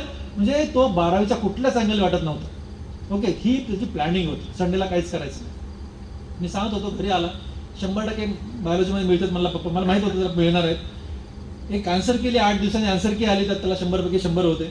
आणि 15 दिवसांनी दुसरी आन्सर की आली, प्रसादचा 1 मार्क गेला, त्याला 99 झाले. जीव रडायला लागला. आमचे अण्णा, माझे माय, माझे बाप, माझी बायको, माझा मुलगा, हे एक आहे आमच्या घरामध्ये, अशी एक जण. आणि मी जरा वेगळा म्हणजे मी घरात कमी असून वेगळा आहे. त्यांचं खूप प्रेम आहे. म्हणजे माझा मुलगा आणि माझे माय बाप तर बघायचंच काम नाही, वेळेच आहेत एकमेकाचे. म्हणजे माझी माय आणि माझा बाप त्याला विचारायची गोळी पण खात नव्हते, अजिबात नाही.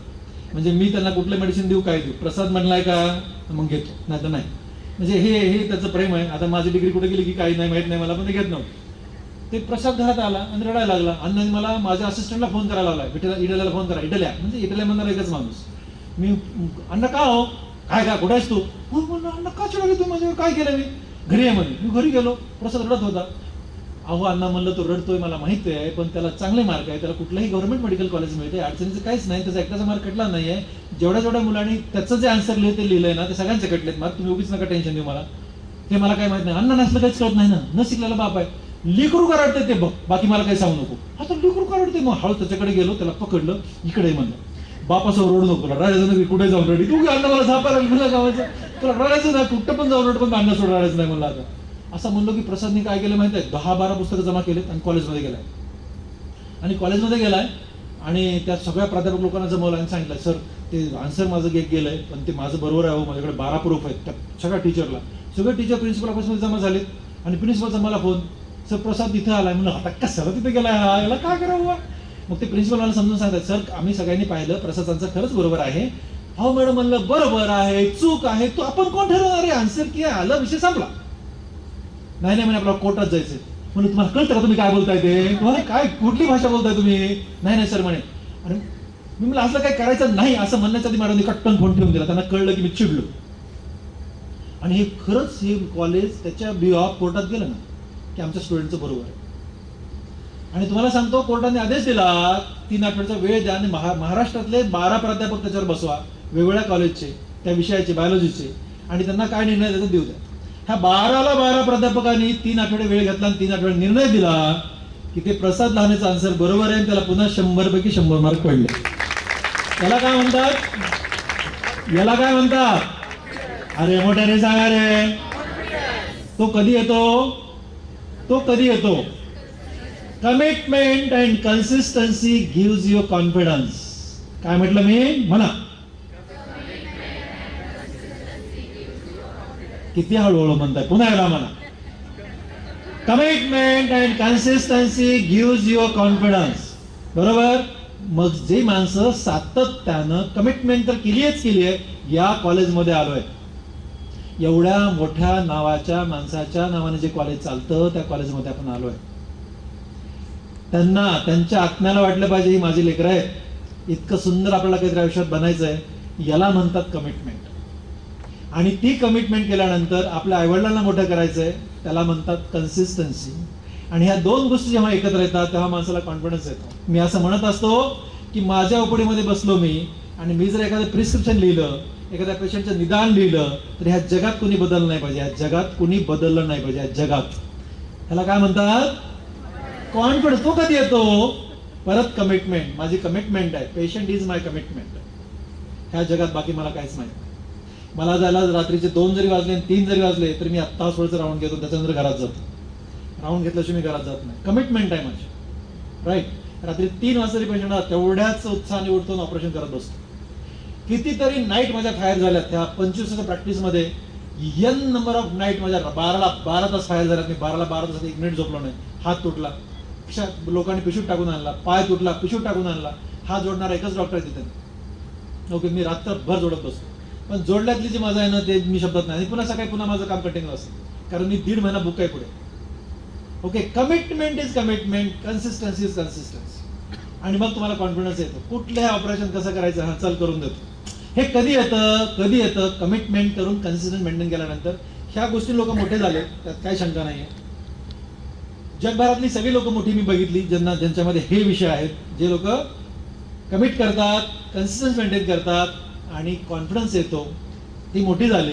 पण चौथा यशाच्या पासवर्ड मधला माझा शब्द आहे जो की माझ्या भाषणाचा शेवट आहे, आणि that is called as a connection. काय म्हणतात, मोठ्याने सांगा. हा बरं वाटतं रे जरा, तुमच्याकडे झाल्यासारखं वाटतं मला. लहाने आहे ना, मला तुमच्याकडे होऊ तर द्या. मी तुम्हाला सांगत होतो कनेक्शन. कुणाशी कनेक्टेड राहा, आई वडिलांशी कनेक्टेड राहा. तुम्ही कितीही मोठे व्हा, हे मोठेपण जर टिकवायचं असेल ना तर आई वडिलांना कनेक्ट राहायला पाहिजे. तुम्हाला सांगा त्यातलं जे मजा आहे ना ही जगात कुठेच नाही. तुम्ही कितीही मोठे झालात ना, तुमचं मोठेपण तेव्हा आहे जेव्हा तुम्ही तुमच्या आईच्या आणि वडिलांच्या कनेक्शन मध्ये आहात. तुम्हाला बघा IQ माहित आहे, किती लोकांना माहित आहे IQ? सगळ्यांनाच माहित आहे. त्याला आपण इंटेलेक्च्युअल क्वेश्चन म्हणतो. EQ किती लोकांना माहित आहे? IQ वाढवता येतो, अभ्यास करून पुस्तकं पाठ करून IQ वाढवता येतो. पण माझं म्हणणं आहे EQ वाढवा. EQ म्हणजे इमोशनल क्वेश्चन. आपलं आईवडिलांशी घट्ट नातं असलं पाहिजे. हे फार अवघड काम नाहीये. तुम्हाला माहिती आहे का, आपल्या आईला हे माहित आहे की आपल्या लेकराला काय हवं. तुम्ही जन्माला आल्यापासून आतापर्यंत तुमच्या आईला माहित आहे की तुमच्या लेकरांना, तुम्ही जेव्हा जेव्हा घरी जाता ना, माझ्या लेकीसाठी माझ्या लेकीसाठी काय काय काय काय बनवून बेचारीची परेशानी असते. आणि ती बनवते एकदम गोडच असते. त्याच्या आश्चर्य तुम्हाला सांगतो, आतापर्यंत म्हणजे 16 जुलैपासून माहीत नाहीये, अगदी ह्या 16 जुलैपर्यंत माझी माय, दादा जेव्हा येत होते आमच्याकडे, दादा महिन्याला एकदा येतात, रिटायर झाल्यापासून ते तिथं अंबेजोगाई छोटी प्रॅक्टिस करतात. एका रविवारी ते लातूरला येतात माझ्याकडे. तर तुला सांगतो मी की ते येणार आहेत ना, तर माय माझ्यासोबत असायची. तर मायला सांगायचं, माय 10 वेळा तिला सांगावं लागायचं या रविवारी दादा येणार आहेत. दररोज सांगायचं असतं, ते सिस्टीम आहे आमची. माय आहे ना, दादांसाठी दही लावायला लागते. दही. त्या दिवशी घरात गेलो, भूक लागली होती, फ्रीज उघडलं, फ्रीज उघडलं तो अख्खं फ्रीज दह्याने भरलंय. भिंत एवढं फ्रीज आमच्या घरात, अख्खं फ्रीज दह्याने. मी बायकोला म्हणलं, कल्पना एवढं फ्रीज मध्ये दही कशासाठी? म्हणजे माईनं लावलंय, दादा नाही तुम्हाला माहिती आहे. अगं हो हो दादा काय फ्रीज वर दही घालणार? मग तिला तर काही नाही म्हणता माईकडे गेलो. माईला म्हणलं, माय अगं फ्रीज वर दही का लावालीस? माय म्हणली, माय माझ्या लेकराला दही आवडते. अगं म्हणलं, मला पण माहित आहे का, ते माझा सख्खा भाऊ आहे, मला त्याला दही आवडते, मला माहिती आहे. नाही माय, पण एवढं का लावालीस? नाही माय, माझं लेकरू एकटं घरात येत नाही, माझं लेकरू एकटं घरात येत नाही, लेकरावर बरेच लोक येतात, मग सगळ्यांनी खाल्लं तर लेकराला पुरणार नाही, म्हणून मी फ्रीजवर लावायला सांगलं. त्याला माय म्हणायचं, त्याला माय म्हणायचं. अरे तिचं लेकरू 68 वर्षाचं, माय 90 वर्षाची. बघा की हे लेकरू किती मोठं छोटं आहे त्याचं, तरीही तिला माहित आहे की आपल्या लेकराला काय आवडतं. माझा एक तुम्हाला प्रामाणिक प्रश्न आहे, तुमच्यापैकी किती लोकांना माहित आहे तुमच्या आईला काय आवडतंय? प्रामाणिक सांगा जरा मला, प्रामाणिकपणे सांगा. तुमच्यापैकी किती लोकांना माहित आहे आपल्या आईला काय आवडतं? हात वर करा. किती लोकांना माहित आहे? खरा करा. त्याचा पुढचा प्रश्न आहे, तुमच्यापैकी किती लोकांनी आपल्या आईला आवडणारी एखादी गोष्ट करून खाऊ घातली? मित्रांनो, मी म्हणालो ना की देवाने मला भरभरून दिले. मी 3 हॉस्पिटल चालवतो. मी असा हात वर केला, 10 लोक इथं, 10 लोक इथं माझ्यासोबत आहेत. मला काहीच अडचण नाहीये. पण माझ्या माईचा चहा दररोज मी बनवतो. माझ्या माईचा चहा दररोज, गेली 25 वर्ष मी लातूरमध्ये आहे ऑलमोस्ट, तेवढे वर्ष दररोज सकाळचा चहा माईचा मी बनवतो. नुसता बनवतो नाही, बनवून तिला डायनिंग टेबलवर बसवतो, मस्त बघ तिला पाचतो, थंड करून हातात धरून पाचतो असं हाताने, आणि तिला विचारतो, माय चहा काय झाला ग? ती म्हणते, माय मस्त छान झाला अशी म्हणते. तिला अशा घुसरकुत्या सगळ्या पडलेल्या आहेत. ती छान म्हणलेला चेहरा असा फोकतो, आणि तो चेहरा माझी दिवसभरात शक्ती असते. माईचा तो चेहरा आहे ना, इतका सुंदर दिसतो मला माहिती आहे, आणि काय तरतरी ते काम करण्यासाठी तुम्ही इमॅजिन करू शकत नाही. खूप मोठ्या गोष्टी लागत नसतात. मग आम्ही गरीब असताना आम्हाला कपडे घालायला विशेष काही मिळत नव्हते, ठीक आहे, धडके कपडे मिळत नव्हते, महागाचे मिळत नव्हते. आम्ही श्रीमंत झालो, देवाने भरून दिलो. फरक काय पडला? थोडे महागाचे कपडे घालतात किंवा जास्त कपडे आहेत, इतकाच फरक पडला ना. श्रीमंत झाल्यावर सोनं खात नसतो माणूस. श्रीमंत झाल्यानंतर काय महत्वाचं आहे तर भावना महत्वाचं आहे, तर ते जपणं महत्वाचं. त्या जपल्यानं खूप मजा आहे, माहिती आहे, खूप मजा आहे. मला सिरियसली सांगतो, खूप मजा आहे. आय डोंट नो, पण असे अनेक प्रसंग आहेत. बघा, माझ्या मायला बापाला ऊसाचा रस आवडतो, किती मोठी गोष्ट. पण ऊसाचा रस पिण्यासाठी जेव्हा आम्ही जातो, तेव्हा अमेरिकेला जाताना जी तयारी असते ना, ती तयारी आमच्या हॉस्पिटलमध्ये बनते. लहाने सर ऊसाचा रस पिण्यासाठी माझ्यावडिलांना घेऊन चालले. आमचे 2 गाड्या घेऊन 2 असिस्टंट पुढे जातात. त्या रसवाल्याला सांगतात मी येणार आहे. त्या लातूरमध्ये जर वेळ लागले लोकांना, मी दिसलो की काही खरंच नाही लोकांचं. त्याच्यामुळे मग त्याची लगबग असते. ते ऊस धुणे, चरकातून काढणे, मग त्यात लिंबू टाकणे, बर्फ टाकणे, आणून देणे. ते ऊसाचा रस प्यायला आम्ही बसतो गप्पा टप्पा मारत, आणि मी शहाणा, अण्णा ऊसाच्या रसाचे पैसे द्या. माझा बाप महाचिंगट माणूस, म्हणजे नसताना अण्णाने कधी पैसे दिले नाही, आणि असताना बापाने कधी खिशातले पैसे काढलेच नाहीत. पण हा 10 पकडून मी म्हणायचो, अण्णा पैसे द्या. किती रेट लिया, किती रेट लिया? 500 रुपये. बाबू 500 रुपये ऊसाचे? अहो अण्णा म्हणलं, लातूर मधला ऊस आहे, ते काही माखीवाचा नाहीये, द्यावं लागते, द्या. अण्णाला द्यावं मागे लागलो ना, अण्णांनी पैसे द्यायचे नाहीत. शेवटी अण्णांचं शेवटचं हत्यार होतं म्हातारे, म्हणजे माझ्या माईला अण्णा म्हातारे म्हणायचे. म्हातारे इथं लई किरकिर करायला ग, देऊन टाक त्याला पैसे. बापाने कधी पैसे काढले नाही, माईला वापरायचे. मला माईचे पण नव्हते पाहिजे, बापाचे पण नव्हते पाहिजे. ते काय पैसे हा विषयच नाही, पण एन्जॉय करण्याची गोष्ट आहे. मी तुम्हाला सांगत होतो की पैसे मिळाले म्हणून फार मोठं एन्जॉय करायची गरज नाही पडत. खूप छोटी गोष्ट असते, पण ती रंगवता आली पाहिजे, ती जगता आली पाहिजे. ती खूप वेगळी मजा असते. मी घरात गेलो ना, घरात मी मला धिंगाणा करणारा प्राणी. मी एक दिवशी बेल वाजवली. अण्णांना जर भूक लागली असेल ना, तर दरवाजामध्ये एक सोफा आहे आमच्या, त्यात बसायचे, सोफ्यावर बसायचं, दरवाजाच्या सोफ्यावर बसायचं. त्या दिवशी मला नेमका उशीर झाला घरात जायला, मग मी गेल्याशिवाय अण्णा जेवणार नव्हते, मला माहित असतं. आणि मी बेल वाजवली की अण्णांनी दरवाजा काढला. युजली ते काढत नाही दरवाजा, पण त्यांनी काढला. दरवाजा काढला की बापाला माहिती मी खोड्या करतो म्हणजे करतो. म्हणून मी काय केलं की अण्णांकडे असा चिमटा काढण्यासाठी हात पुढे केला. हात पुढे केला सही, पण अण्णाने असा झटका दिला. अण्णाने झटका दिला, पण अण्णाची धोती माझ्या हातात आली. अण्णाची धोती पेटली. बापरे, तुम्हाला काय सगळं माहिती नाही. बाप अण्णाची चिडले की नाही माझ्यावर, अर्धीच पेटली, पण बापची चिडला, मारा लागले मला. पण मी कसला ऐकतो, मी जे पळालो ना जोरात किचनमध्ये माय होती, तिच्या पाठीमागे गेलो, लपलो, आणि माईच्या कानात जाऊन म्हणलं, माय उगीच्या उगी अण्णा मला मारा लागले, उगीच्या उगी. बघा मी किती शहाणा आहे. अण्णा तेवढ्यात पळत किचनमध्ये आले, असं हात वर करूनच. मायच्या अण्णांना भांडा लागली, कच्च कळतं का, डॉक्टर लेकरू त्याला मारताय कशी तुम्ही? पण डॉक्टर लेकरांनी काय केले कोणा माहिती. बघा किती गोष्ट लागली हे करण्यासाठी, काय लागलं. कुठले पैसे लागले सांगा ना तुम्ही मला, नाही लागत आहे. पण ही एक भावना लागते, ही एक भावना लागते. हे काय, चांगल्या गोष्टी शेअर करणं ही एक भावना लागते. मी आहे ना, माझ्याकडे डॉक्टर इएन जॅक्सन अमेरिकेहून आले आणि मग माझे सगळे मित्र म्हणाले की त्यांना सॅटर्डे संडेला कुठेतरी फार्म हाऊसला घेऊन जा. आपल्याकडे फार्म हाऊस नाही, मी श्रीमंत माणूस नाही, मी खूप मोठी प्रॅक्टिस करतो पण माझ्याकडे पैसे नाही. कारण मी प्रॅक्टिस तत्वनिष्ठ प्रॅक्टिस करतो. 1 रुपया खोटा कमाला एक पाप लागतं असं माझं स्पष्ट मत आहे. पण आहे त्याच्यावर मी खुश. पण अशा मोठ्या मोठ्या गोष्टी आपल्याकडे काहीच नाही, कारण आज मला त्याची गरज पण नाही. मी तुम्हाला सांगत होतो की मला सगळ्या लोकांनी म्हणजे आमच्या फार्म हाऊसला मला फार्म हाऊस वगैरे काय नाही, त्यांना माफीवाला घेऊन जाऊन. आम्ही माफीवाला पोहोचलो, नोव्हेंबर महिना होता, संध्याकाळी 6 वाजता आम्ही पोहोचलो म्हणून अंधार पडला. माफीवाला नेण्याचा उद्देश जरा वेगळा होता. अंधार पडत होता, आमच्या शेतात गेलो आम्ही. आमचं शेत आहे, वडिलांचं शेत आहे, आम्ही घेतलं नाही, वडिलांनी घेतलेलं शेत आहे. त्या शेतामध्ये गेलो आणि तिथं मी खायची सोय केली होती. तिथं गेल्या अंधार पडत होता. त्याच्यावर डॉक्टर बमन डावर माझे बॉस होते. शेतामध्ये आम्ही पोहोचलो की अंधार आणखी पडायला लागला. आता जेवायला बसायला की आम्ही खुर्च्या पण आम्ही घेऊन गेलो होतो लातूरवरनं गाडीमध्ये घालून. 40 किलोमीटर जवळ आहे ते. आम्ही ते काढल्या खुर्च्या खाली ठेवल्या टेबल आणि बॉसला बसा म्हणालो आम्ही. डॉक्टर जॅक्सन अमेरिकन मिशिगन आले होते, माझे बॉस तिथे बसायचे होते. बसले पण लाईटच नाही ना, अंधार पडायला लागला. बॉसने मला विचारलं, विठ्ठल व्हॉट अबाउट लाईट? अरे शेतामध्ये लाईट, आमच्या घरात लाईट नाही, तुम्हाला काय सांगू. पण जाऊ द्या म्हणलं, काय बोला, मी सोडून दिलं. सर म्हणलं लाईट नाही आहे. There is no light? म्हणलं नाही आहे. What about generator? म्हणलं व्हॉट अबाउट जनरेटर? आता कसं सांगू बॉसला? अरे जनरेटर खूप मोठा विषय असता यार, माकीगावामध्ये आमच्याकडे जनरेटर कसं असणार आहे. पण माहिती आहे का, हे सगळे डिस्कशन सुरू असताना माझा एक पुतण्या आहे, माझ्या मधल्या भावाचा मुलगा आहे, तो माझ्याकडे आला. काका काय म्हणतात म्हणे इंग्रजीमध्ये? अरे म्हणलं ते जनरेटर, आपल्याकडे जनरेटर आहे का विचारतायत, लाईट नाही म्हणून. आहे की म्हणला जनरेटर. म्हणलं बाबू आपल्याकडे जनरेटर नाही, मला माहित नाही. म्हणलं हो काका, हा. म्हणलं कुठं आहे? म्हणलं आपल्याकडे ट्रॅक्टरचं हेड आहे. ट्रॅक्टरचं हेड आहे. हा बघा, माझे पोरग असलं खतरनाक आहे. हे ट्रॅक्टरचं हेड आहे. म्हणला सुरू केलं की आवाज येतोय मला जनरेटर सारखा आणि लाईट येतोय मला समोर. अरे यार म्हणलं काय ग्रेट बॉस आहे, क्या बात आहे बॉस. ह्या पोरांनी जनरेटर सुरू केलं आणि समोर आणून लावलं.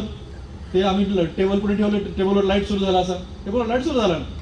पण ते जेवायला बसलो पण ती लाईट सरळ जायला लागला. ते खाली पण जायला वर पण जायला लाईट.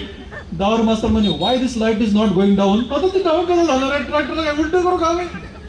हे सगळं डिस्कशन सुरू असताना अण्णा पुन्हा माझ्याकडे आले. इटल्या काय म्हणतायत रे हे? अहो म्हणलं अण्णा लाईट नाही म्हणतायत. लाईट नाही, हात तुझ्या असे म्हणले. अण्णा गेले. तुम्हाला तुराट्या माहित आहेत? तुराट्या माहित आहेत? किती लोकांना तुराट्या माहित आहेत? सगळ्यांना माहित आहे तुराट्या? माहित नाही ते समजून घ्या. जे आपण डाळ खातो, तुरीची डाळ, त्याचं जे स्टेम असतं त्याला तुराट्या म्हणतात. लेकरांसाठी समजून सांगतोय.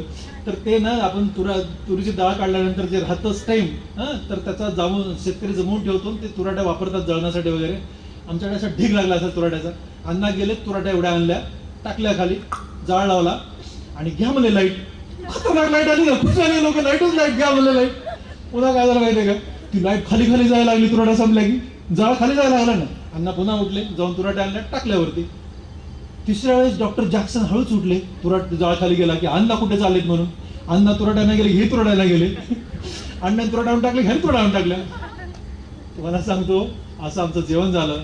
आणि डॉक्टर जॅक्सन जेव्हा परत गेले तेव्हा ते म्हणाले ना की माझ्या आयुष्यातला सगळ्यात चांगला इन्सिडन्स, इव्हेंट आणि पीसफुल, इतकं चांगलं मला माझ्या संपूर्ण आयुष्यात, ते तेव्हा 93 वर्षाचे होते, कधीच नाही वाटलं म्हणजे तुझ्या शेतामध्ये जे मी पाहिलं, तुझ्या वडिलांचं प्रेम मी पाहिलं. मला सांगा मी तुम्हाला सांगत होतो की मी तिथं का घेऊन गेलो माहित आहे? त्याच्यानंतर आमच्या अण्णा गावामध्ये एंट्री करून, तुम्हाला माहित आहे का, आमच्या शेतात अमेरिकेचे डॉक्टर आले होते. माझा बाप नुसता डान्सच करायला लागला. मी काय विचार करायचं माहित आहे का, की जगातली कुठलीही चांगली गोष्ट आपल्याबद्दल घडली की ती मायबापासमोर घडवायची.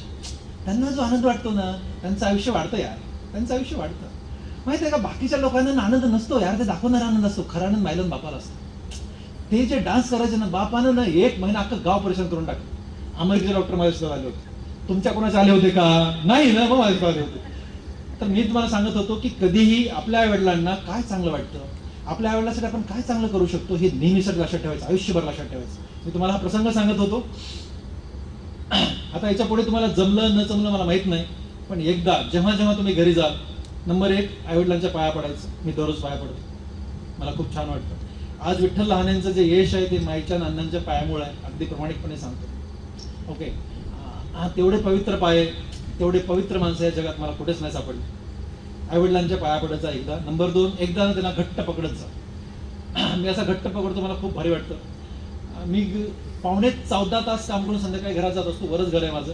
घरात जाताना असं वाटतं की सॉक्स आणि बूट पण मी काढू नयेत माझे, इतका थकलेला असतो, कारण मी ह्युमन बिईंग आहे. मी खूप शिस्तप्रिय माणूस आहे. मी सकाळी व्यायाम करतो म्हणजे करतो, सकाळी ठरवून खातो, दुपारी ठरवून खातो, संध्याकाळी ठरवून खातो. मला कुठलेच बंधन नाही आहेत, कुठलाच आजार नाही आहे, पण मी एकदम शिस्तबद्ध सगळं मला पाळतो. पण तरीही मी थकतो. आणि जर माय सापडली मला एंट्री केल्या केल्या, जर माय मला पहिली सापडली, तिला असं घट्ट पकडतो. इतका थकलेला असतो तिला असं घट्ट पकडतो, 30 सेकंद सोडतच नाही. त्या 30 सेकंदामध्ये माझ्यामध्ये एवढी शक्ती येते की वाटतं पुढचे 12 तास काम करू शकतो. याला म्हणायचं माय. काय म्हणायचं माहिती आहे? तिची ऊब आहे, तिची वेव आहे, तिचा स्पर्श आहे, ते तुम्ही वर्णन करण्याच्या पलीकडचं. मी खूप पुस्तकं पाठ केली, खूप शोध लावली, पण हा शोध मला कधी लागलाच नाही. त्यामुळे ना एकदा असं घट्ट पकडत जा. मी आत्ता माझ्या लेकरांना दररोज घट्ट पकडतो. आणि मी सगळ्या आईवडिलांना पण सांगत असतो, आईवडिलांनी पण भांडणं करू नये, नवरा बायकोनी कधीच भांडणं करू नये. नवरा बायकोचं जे प्रेम आहे जगातलं सगळ्यात श्रेष्ठ प्रेम, ते कायम ठेवलं पाहिजे. जसं मी माईच्या गळ्या पडतो तसं माझ्या बायकोचा मी दररोज गळ्या पडतो. त्याच्या पुढच्या वेळी तुम्हाला सांगतो की मी बायकोचा शब्द ऐकतो, त्याचा मला अभिमान आहे. ओके, मला त्याचा सार्थ नाही. कारण कुठल्याच बायकोला, कुठल्याच आईला आपल्या घरात कुणाचं वाईट व्हावंच वाटत नसतं. ही पवित्र भावना फक्त लेडीजकडे असते, जेंट्सकडे नसते असं नाही. पण जी तिला धार आहे ना, ती आईकडे असते. त्यामुळे ना मी असा प्रेम माणूस आहे. माझंही काहीही चुकलं नसेल आणि घरात जर माझ्या बायको चेहरा मला एवढा छोटा दिसला, मी तिला सॉरी म्हणत असतो. आणि मला त्यात मोठेपण आहे, मला जर छोटा असं काहीच कारण नाही. मी अगदी ओपनली तुम्हाला सांगतो, I am more than happy to have that. Okay, मी म्हणतो ना की जेव्हा नवरा बायकोचं नातं छान असतं ना, संसार छान होतो, हॉस्पिटल चांगलं चालतं, तुमचं सगळं लाईफ चांगलं बनतं, लेकरं चांगले निघतात, घरात सुख राहतं, पैसा राहतो. ओके, तुम्ही लाईफ एन्जॉय करू शकता. म्हणून ना मी नेहमी सांगतो ना की काय यांनी काहीतरी वाटत, तुझं हे चुकलं, तुझं ते चुकलं, तू असं म्हणला, तुझ्यामुळे घडलं, असं काही बोलू जाऊ नका. कुणामुळे घडत नसतं, कुणी काय मुद्दाम करत नसतं. कधी नवऱ्यात चुकलं तर 2 पावलं आपण मागे घ्यावं, कधी आपलं चुकलं नवऱ्याने मागे घ्यावं आणि मस्त जगावं. यार, जगण्यातली मजा आहे. बघा, हे ना लिमिटेड व्हर्जन आहे, इतकंच आपल्याला आयुष्य आहे, याच्यानंतर आपलं आयुष्य नाही. पण आयुष्यामध्ये असं जगलं पाहिजे ना की पिढ्यानपिढ्या लोकांनी आपली आठवण केली पाहिजे हे कसं जगले. तर दिस इज समथिंग व्हेरी इम्पॉर्टंट. मी तुम्हाला सगळ्यांना सांगतो, मी असं जगा, खरंच जगा, तुम्हाला खरं सांगतो. मी आता आल्यापासून सांगतो त्याने बायकोला मी खूप घाबरतो वगैरे वगैरे वगैरे, त्याचा मला अभिमान आहे, सार्थ. Right, nothing wrong in that. सगळ्यांना असावं त्याचा. मी तुम्हाला लेकरांना सांगत होतो की एकदा आईला घट्ट पकडत जा, वडिलांना घट्ट पकडत जा. मी दररोज माझ्या माईच्या मांडीवर झोपायचो. तुम्ही एकदा माईच्या मांडीवर झोपून बघा आणि त्यांच्या आवडीचा एक तरी पदार्थ त्यांना करून खाऊ लागतो. आई खूप ग्रेट असते, खूप जास्त ग्रेट असते. मोठ्या भावांच्या माझ्या दोन्ही किडनी खराब झाल्या होत्या. 29 वर्षापूर्वी माझ्या आईने त्यांना किडनी दिली. 29 वर्ष दादा, माझी माय एका किडनीवर जगले. दादा 100 वर जगणार, ती मला माहिती आहे, कारण ती माईची किडनी. ओके, तुम्हाला सांगतो हे पावित्र्य त्या किडनीमध्ये आहे. किडनी दिल्यानंतर एखादा माणूस एवढं वर्ष जगू शकतो, हे एकच उदाहरण आहे, मोजून एक. कळतं मी तुम्हाला काय म्हणतो? हे पावित्र्य त्या किडनीतलं आहे, पवित्र आहे. मेडिकल सायन्सच्या पुढे जर काय आहे ना, ती आई आहे. मेडिकल सायन्सच्या पुढे काय आहे ना, ते वडील आहेत. ओके, ह्याच्यातलं जे आहे ना जगात कुठेच नाही. बॉस तुम्हाला सांगतो ना की MBBS, MS, MCS मेडिकल सायन्सचे हायएस्ट डिग्रीला डॉक्टर आहे, पण त्या माई बापा पुढे मात्र मी झोपतो. मला वाटतं की ह्या सगळ्या डिग्र्या शून्य आहेत त्यांच्यासमोर, डायरेक्ट. आणि एक दिवशी मी म्हणलं ना, मी दररोज चहा पाहता. गेली 14 महिने माय आजारी होती आणि तिला असं चहा घेऊन गेलो होतो. आमची माय गोरी होती, प्रचंड गोरी होती. मग आमची परत दररोज तिला मस्त आंघोळ बिंघोळ घालायचे. तिला आत्ता म्हणजे ॲडमिट असताना सुद्धा मला दवाखान्यात ॲडमिट होती. तिला पावडर लावून चकचकीत ठेवायचे करून, दररोज तिचे केस विंचरायचे, 2 किलो शॅम्पू करायचो आम्ही. दररोज तिला नवीन कपडे घालायचे, खूप मस्त तिला चकचकीत ठेवायचो आम्ही. असं 14 महिने ती बेडवर होती. तर तुम्हाला सांगतो, सकाळी तिला असं बेडवर उठून बसवायचे, मग मी तिला चहा घेऊन जायचो, मग तिला चहा पाजायचो. तिला बोलता येत होतं, पण इथला हार्ट फ्रॅक्चर झालं होतं, पायाचं हार्ट फ्रॅक्चर झालं होतं. मग एक दिवशी मी चहा पाला, तिने चहा पिला. ठरल्याप्रमाणे माझा डायलॉग, माय चाकच झाला गं, मस्त झाला नाही. चहा उरला. माय कशी म्हणते, माय एकट्याने पिऊ नये, हिला पण द्या. एक मुलगी पाठवली होती माझी स्टाफ, तिला पण द्या. मी मला एक पी चहा. माय म्हणते चहा पिऊन टाक. आता माझा स्टाफ माझ्यासोबत चहा पिणार नाही, मला माहित होती. म्हणली सर तुम्ही गेलास तिथे राहू द्या. नाही म्हणलं थंड होईल, पुन्हा माय मला चिडेल, तू पिऊन टाक, असं मी तिला प्रेशर देतो. मग त्या लेकीनं असा चहा घेतला, एक घोट पिला आणि असं माझ्याकडे पाहिलं. म्हणलं काय झालं गं, काय झालं? काय नाही सर, काय नाही सर. म्हणलं काय झालं सांग मला. ते म्हणजे सर चहामध्ये साखरच नाही. तर बघा, माझ्या माईनं चहा पिला होता. आणि ती म्हटली होती की चहा एकदम सुंदर आहे, एकदम छान. मला आई म्हणायचं यार. म्हणजे मी माईला खूप मिस करतोय.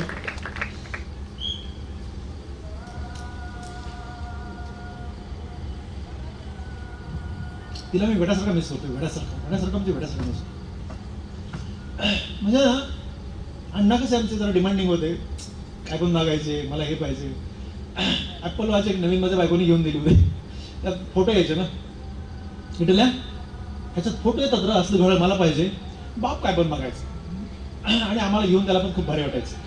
माझी माय काहीच मागायची, काहीच म्हणजे काहीच मागायची. एक दिवशी ना तिचा हात तुटला आणि असं आम्ही खाऊ घालत होतो. आमच्याकडे ठरलं होतं की सकाळचं माझ्या बायकोनी खाऊ घालायचं, दुपारचं आणि संध्याकाळी मी खाऊ घालायचं. मी खाऊ घालत होतो. मग तिला माहिती आहे ना, मी सकाळी ऑपरेशनला जातो, दुपारी उपडी काढतो, संध्याकाळी पण ऑपरेशन करतो. ती घरात राहते आणि तिला सगळंच माझा पूर्ण शेड्यूल माहिती आहे. तर मी संध्याकाळी दिवशी खाऊ घालत होतो. खाऊन खात मला मला पाप लागेल म्हणून, का असं म्हणलीस तू? ती मला आवाजाला घालायची, मी तिला अरे काय घालायचं. असं का म्हणलीस तू? नाही माय असेच. मग का म्हणलीस ते सांग, असं नाही बोलायचं.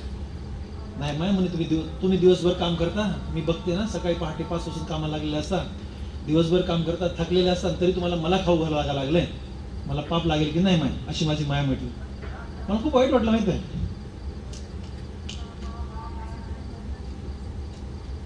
मी तिला म्हटलं, तुला कळतं का, मी तुला काही महिने काही दिवस खाऊ घालतो, तू किती वर्ष खाऊ घातले असतील ना, तू न खाऊ घालता तर मोठे झालो का? असं होऊ शकतं? नाही होऊ शकत. त्याच्यामुळे ना आईवडिलांचं करण्यालाच नशीब लागतं बॉस. ते आपल्या हिस्स्याला मिळायला पण नशीब लागतं. मी खूप असा नशिबान स्वतःला समजतो. एक लहानातली लहान गोष्ट आपण करू शकलो, लहानातली लहान गोष्ट, बस त्यांनी बोलावं ना आपण करावं. असं मला जगाला आकाशाला गवसणी घालायची ना, मना बापानी मायना आपण ते करावं आणि आपण करू शकतो. त्यांच्या कृपेनं काहीच कमी नव्हतं आपलं. मी त्यांना सांगत होतो की आई वडील असतात ना, ते खूप वेगळाच धागा चालणारे लोक असतात, खूप वेगळा धागा. माझा ना 10 जुलैला बड्डे आहे, 10 जुलैला बड्डे आहे. सगळे म्हणजे लातूर मधले 23 बड्डे, 10 जुलैचे 23, 2000 पासून ते 2023 पर्यंत मायनं ऑप्शन करायचं सगळ्यात पहिलं आणि मायांनाचा हात धरून मी केक कापायचा. हा नियम होता. माझा बड्डे असो, माझ्या मुलाचा असो, माझ्या बायकोचा असो. यावेळेस ना माझी माय साधारणपणे जून एंडला 28-29 या दरम्यान जरा सिरियस झाली, तिचं सोडियम कमी झालं, ICU मध्ये शिफ्ट केली. मी परत घेऊन आलो. पुन्हा 8 जुलैला ती जास्त सिरियस झाली. मग त्या दिवशी मात्र आम्ही सगळ्यांची तयारी झाली की बा आता नाही, याच्या पुढे काय तिला आपल्याला नाही आयुष्य मिळणार. मोठ्या बंधूंना मी मेसेज केला की दादा तुम्हाला निघावं लागेल वगैरे वगैरे. हे 8 जुलैला घडलं. मला खूप वाईट वाटत होतं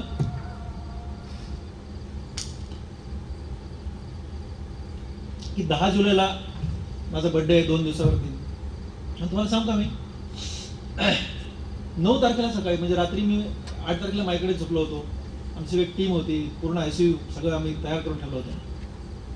फिजिशियन सगळे कार्डिओलॉजिस्ट सगळे बसून होतो आम्ही. आणि सकाळी माय एकदमच नॉर्मल झाली, बोलायच लागली. 9 तारखेला चक्क बोलायला लागली. कमाल झाली. आता दादाला मेसेज केला, निघू नका, माय चांगली झाली आहे. बोलायच लागली सकाळी, बडबड बडबड बडबड. 9 तारखेला छान राहिली. 10 तारखेला 10 जुलैला ती बेडवर होती, तिला उठता येत नव्हतं. तिला ऑक्सिजन लावलेला होता, नळी टाकली होती छातीमध्ये, लघवीला नळी होती, नाकात नळी होती खाऊ घालण्यासाठी. ही होती माझी माय. आणि मी सकाळी तिच्याकडे गेलो ठरल्याप्रमाणे. तेव्हा चहा नाही, पण तिला ते राईस ट्यूब फीड द्यायचो आम्ही, ते घेऊन गेलो आणि ते फीड दिलं. आणि मग तिला म्हणालो, असं फीड देऊन मी ऑपरेशनला जाणार. पण त्या दिवशी ती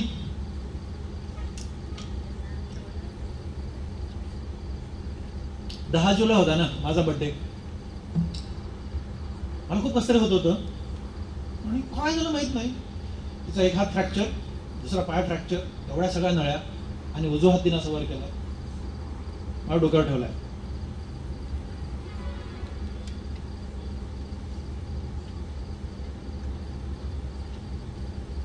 तो एक व्हिडिओ आहे, तुम्हाला सांगतो शराव.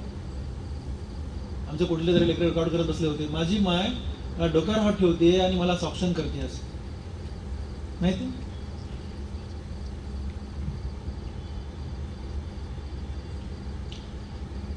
त्याच्यानंतर मी तिला म्हणालो, अगं माझा वाढदिवस आहे ग माझी माय आज.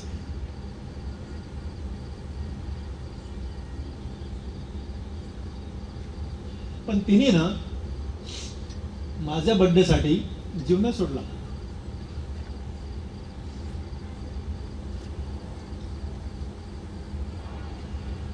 पंधरा तारखेला रात्री पुन्हा सिरियस झाली. आम्ही रात्रभर तिथे होतो.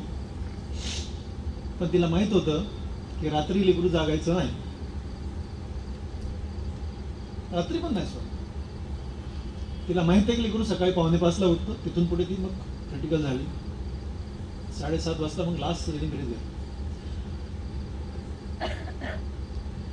मला सांगा हे कुठल्या सायन्समध्ये आहे?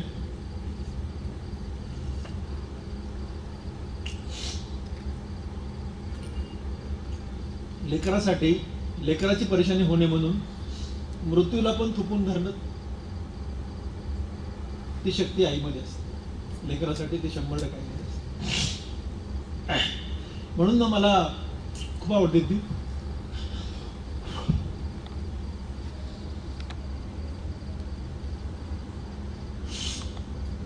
खूप मिस करतो, खूप वेळासारखा मिस करतो.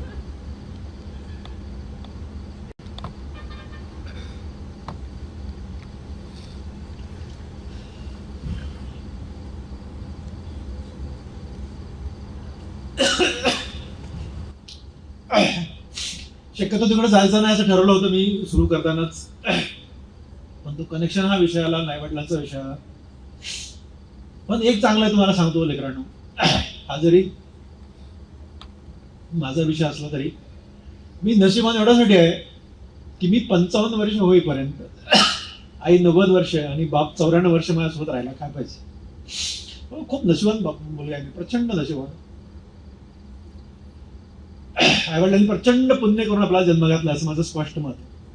म्हणजे एवढे वर्ष मायबाबाची सेवा करायला चान्स मिळावा की देवाचे अनंत उपकार आहेत माझ्यावर. त्यांच्या बारकातली बारकी इच्छा पूर्ण करता यावी, अरे याच्यापेक्षा आणखी काय नशीब लागतं यार. आणि ते दिलं सगळं, ते त्यांच्या आशीर्वादाने मिळालं. म्हणूनच मला सांगू का, मी जगामध्ये सगळे लोक मिळतात, मायबाप मिळत नाहीत. त्याच्यामुळे ना ते आहेत ना, त्यांना चेरिश करा, खूप एन्जॉय करायला त्यांच्याबरोबर. आमच्या घरातली भाजी अण्णांना विचारून व्हायची, माईला विचारून व्हायची. 25 वर्ष भाजी आम्हाला विचारून कधीच झाली नाही. त्यांनी जे सांगितलं तीच घरात भाजी झाली आणि तीच आम्ही खाल्ली. अण्णाच्या खुर्चीत बसायचे जेवायला, त्या खुर्चीत मी एकदा पण नाही बसलो. आमच्या घरात एक चांदीचं ताट आहे, माझ्या एका मानलेल्या बहिणीने दिलंय. ताट, वाटी, ग्लास, तांबा सगळं दिलं. ते अन्न नसायचं, ते अन्नानं वाढलं जायचं दररोज. ते ताट जरी बाहेर निघालं ना, बापरे, असं इतका जीव खालीवर होतो ना, बायकोला सांगितलं काढायचंच नाही. पण तुला सांगतो आहे, जरी असं हे आज माझ्या खूप भावना भरून आल्या जरी असतील ना, त्याच्यामध्ये गोडवा खूप आहे. मला खरं सांगतो, खरंच गोडवा आहे. म्हणजे प्रत्येक गोष्ट त्यामध्ये गोडव्याने जगलोय. आज मला असं, आजच नाही, मला नेहमी वाटायचं की अगदीच मी पण म्हातारा होईपर्यंत 90 वर्ष होईपर्यंत राहिले पाहिजे, असं माझं पण म्हणणं होतं. पण ठीक आहे, हे मलाही कळतंय, मी डॉक्टर आहे, त्याला पण लिमिटेशन्स आहेत, 100% आहेत. जेवढे दिवस राहिले ना, भारी एन्जॉय केलं. माझी बायको, माझी माय, माझा बाप, एक माझे सख्खे मित्र, अशी सून होणे या जगात पॉसिबल नाहीये. तुम्हाला खरं सांगतो, स्वर्ण अक्षरात लिहून ठेवावं हे त्या तिघांचं नातं. माझी बायको ना 1 रुपया जरी खर्च करायचं मला विचारून खर्च करते, पण मायांनासाठी तिने मला कधीच काय विचार नाही, कधीच म्हणजे कधीच.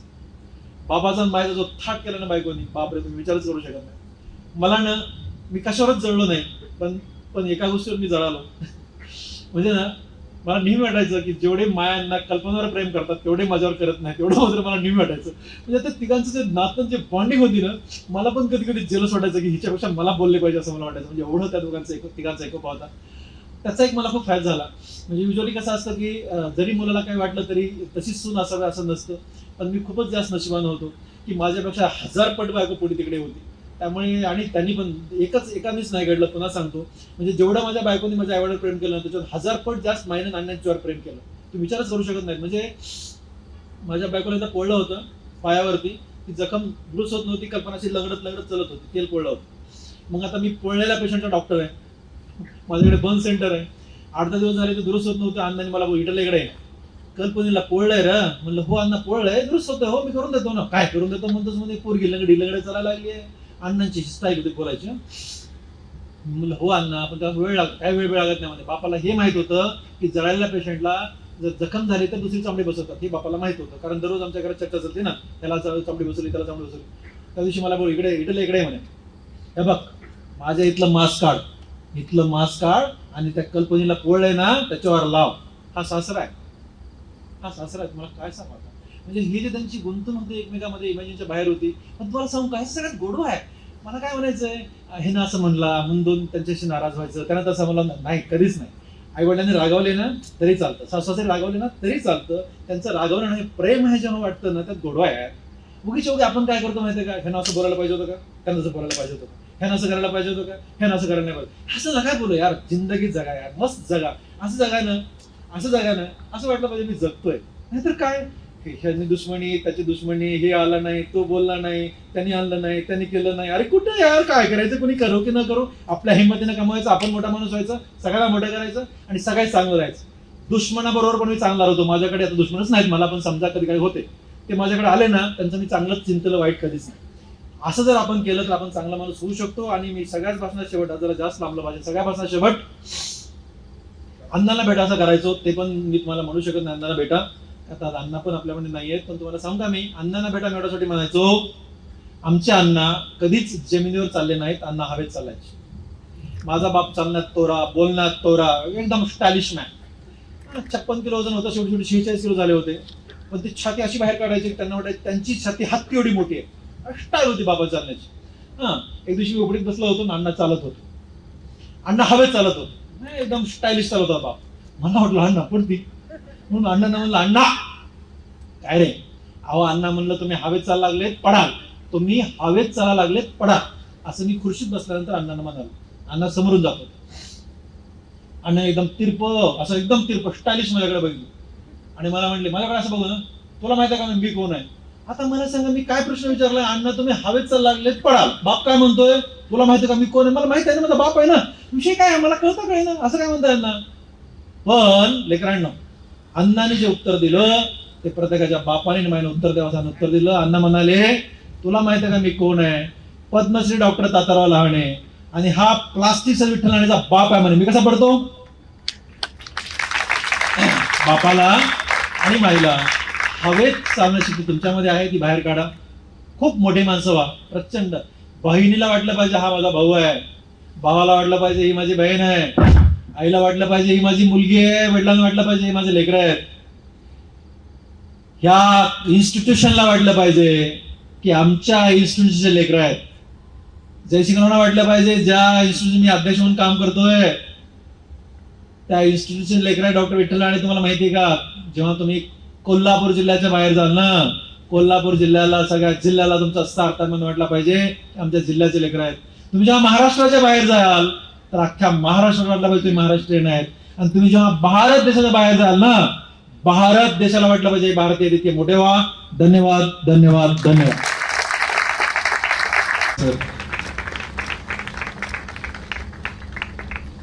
माणसं उगीच आभाळ एवढी मोठी होत नाहीत. आपल्या आयुष्यातल्या छोटे छोटे लहान सहान प्रसंग, नर्मविनोदी शैली